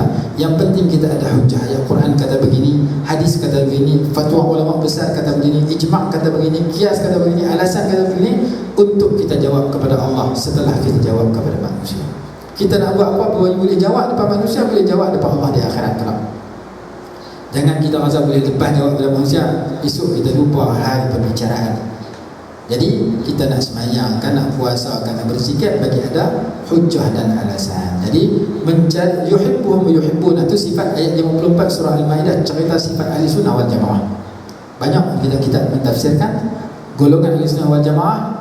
Ada dalil tentang ayat sedemikian kerana ketika ayat itu turun, Nabi SAW memuji Sayyidina Abu Musa Ash'ari radhiyallahu anhu, yang daripada beliau lah, yang datang daripada Yaman, turunnya keturunan beliau yang menjadi imam ahli sunnah, daripada Imam Abdul Hasan Al-Ash'ari radhiyallahu anhu, keturunan daripada seorang sahabat yang dipuji oleh Nabi SAW ketika turunnya ayat fasawfa ya'tillahu biqaumin yuhibbuhum wa yuhibbunah.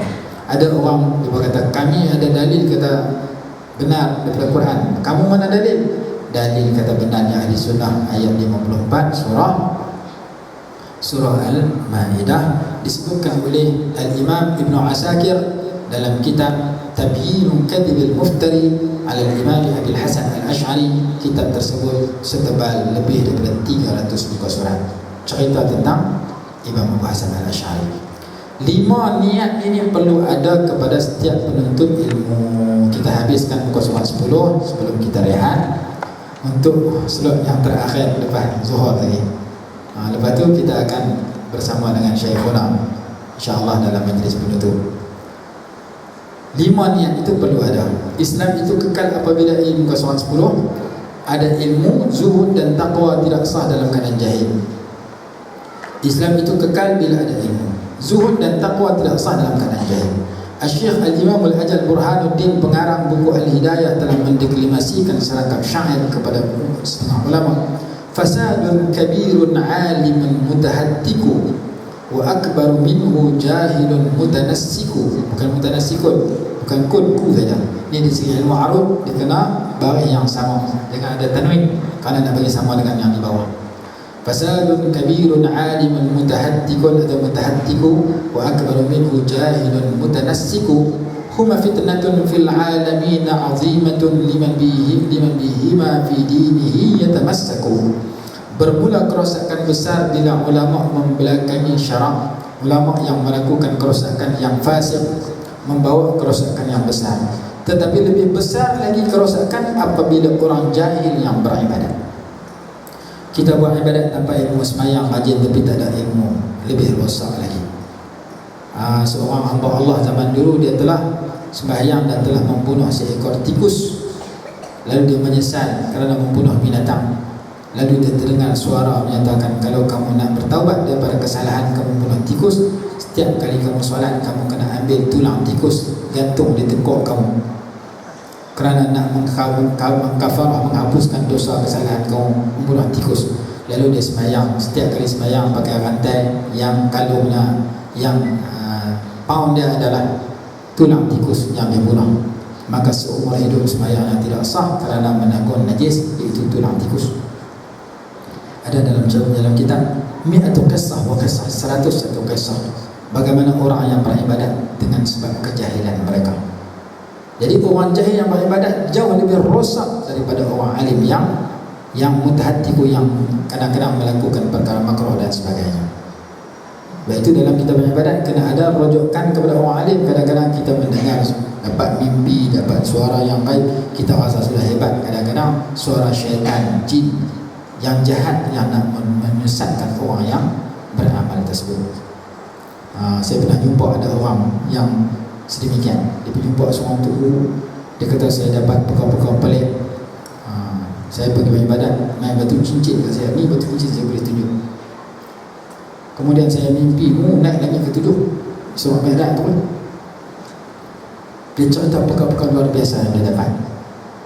Lepas tu Tok tanya, kamu khatam Quran seminggu berapa kali? Tak pernah khatam Quran pun tak erti baca.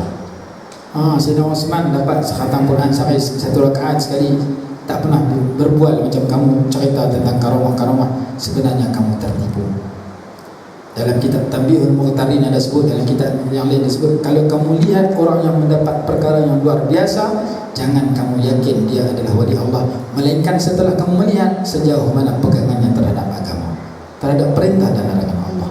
Kadang-kadang perkara luar biasa itu ditipu oleh syaitan untuk mengelirukan dia, sebab jahil yang menyebabkan dia merasa dia sudah betul. Jadi nak mengawal daripada tipu daya makhluk, nafsu, syaitan, jin yang jahat dan sebagainya, manusia yang jahat, syayatinul insi wal jin, syaitan jenis orang dan manusia, perlu ada ilmu. Lebih buruk lagi kalau ahli ibadat itu adalah orang yang jahil. Huma fitnatun fil alamin azimatun, mereka berdua adalah fitnah kepada alam, fitnah yang besar kepada dunia, kepada makhluk, bagi orang yang berpegang dengan agama dengan mereka. Kita mengikut agama kita mengikut orang jahil yang merosak adalah salah. Agama kita berteman dengan orang jahil yang beribadat juga adalah salah. Yang betul orang alim yang beramal dengan ilmunya. Penuntut hendaklah meniatkan menuntut ilmu dengan tujuan bersyukur di atas kurniaan nikmat akal dan kesihatan tubuh badan. Saya mengaji di samping 5 niat itu, saya syukur kerana akal saya waras. Saya gunakan akal untuk menuntut ilmu Allah, untuk mengamalkan dan menyebarkan ilmu Allah, untuk memahami ilmu Allah dengan kefahaman yang betul, dan bersyukur di atas kesihatan tubuh badan yang Allah bagi. Saya isi aktiviti dalam tubuh badan yang sihat ini dengan pengisian yang mulia, iaitu ilmu dan amal, ketaatan dan ibadat kepada Allah Ta'ala. Dan janganlah meniatkan untuk sambutan orang ramai. Saya mengaji supaya orang puji saya, supaya orang kata saya hebat. Dan jangan meniatkan untuk meraih habuan dunia semata-mata dan penghormatan pemerintah dan lain-lain lagi. Terakhir, Muhammad bin Al-Hasan yang dirahmati Allah Ta'ala berkata, sekiranya semua manusia itu adalah hamba abdi bagiku, nescaya aku akan bebaskan mereka dan aku tidak menguasai mereka. Dan sesiapa yang dapat merasai kelazatan ilmu dan beramal, ini tanda yang saya sebut tadi. Siapa yang Allah bagi 2 perkara, nikmat ilmu, nikmat beramal dengan ilmu, kelazatan dan keseronokan dan kemanisan berilmu dan beramal dengan ilmu. Qallama yarghabu fima 'indan nas, amat sedikit teringin kepada apa yang ada kepada orang ramai. Dia tak teringin kepada harta yang dimiliki oleh hartawan. Dia tak teringin kepada gelaran hebat yang dimiliki oleh punya gelaran hebat. Dia tak teringin kepada pangkat yang besar yang dimiliki oleh pangkat besar. Karena semua itu dia bertanggungjawab di akhirat. Dapat harta banyak, Allah tanya dari mana kamu dapat, di mana kamu belanjakan. Dapat gelaran yang hebat, apakah gelaran itu menyebabkan kamu semakin hampir kepada Allah ataupun kamu semakin jauh daripada Allah? Semua kehebatan dunia yang Allah bagi untuk disoal siasat, untuk diuji di Orang yang ada nikmat ilmu, nikmat beramal dengan ilmu, nikmat solat, nikmat baca menuntut ilmu, nikmat baca Quran, nikmat berzikir, dia tidak akan teringin kepada apa yang diingini oleh ahli dunia apabila melihat kehebatan ahli dunia. Dia ingin iman yang mantap, istiqamah, amalan yang berterusan dan ditingkatkan, husnul amal wa kathratul ibadah, amalan yang sempurna dan ibadat yang banyak, akhlak yang mulia, ketaatan yang berterusan dan ditingkatkan, iman yang semakin ditebalkan, husnul khatimah, kematian yang baik, nikmat yang kekal abadi di akhirat. Allah berfirman, wa inna ad-daral akhirata lahiyal hayawanu law kanu ya'lamun. Kita berhenti di sini dulu, wallahu alam. Kita akan sambung selepas zuhur sampai lebih kurang pukul 3, dan pukul 3 kita akan berada dalam program penutup yang akan disampaikan oleh Tuan Guru kita, Tuan Guru Syekh Muhammad Nuruddin hafizahullah taala, insyaallah. Jadi pertemuan kita dengan kitab Ta'lim Ta'lim tinggal lagi satu pertemuan, iaitu selepas solat, sampai makan sampai zuhur, dan kita akan terus kepada program penutup sebelum asar, insyaallah. Bismillahirrahmanirrahim. Alhamdulillahirabbil alamin, wassalatu wassalamu ala sayyidina Muhammad wa ala alihi wa sahbihi wa sallam. Allahumma anfa'na bima 'allamtana wa 'allimna ma yanfa'una warzuqna ilman yanfa'una bi rahmatika ya arhamar rahimin. ونسألك من خير ما سألك منه سيدنا محمد صلى الله عليه وسلم ونعوذ بك من شر ما استعاذك منه سيدنا مولانا محمد صلى الله عليه وسلم برحمتك يا أرحم الراحمين. ربنا آتنا في الدنيا حسنة وفي الآخرة حسنة وقنا عذاب النار. وصلى الله على سيدنا محمد وعلى آله وصحبه وسلم والحمد لله رب العالمين.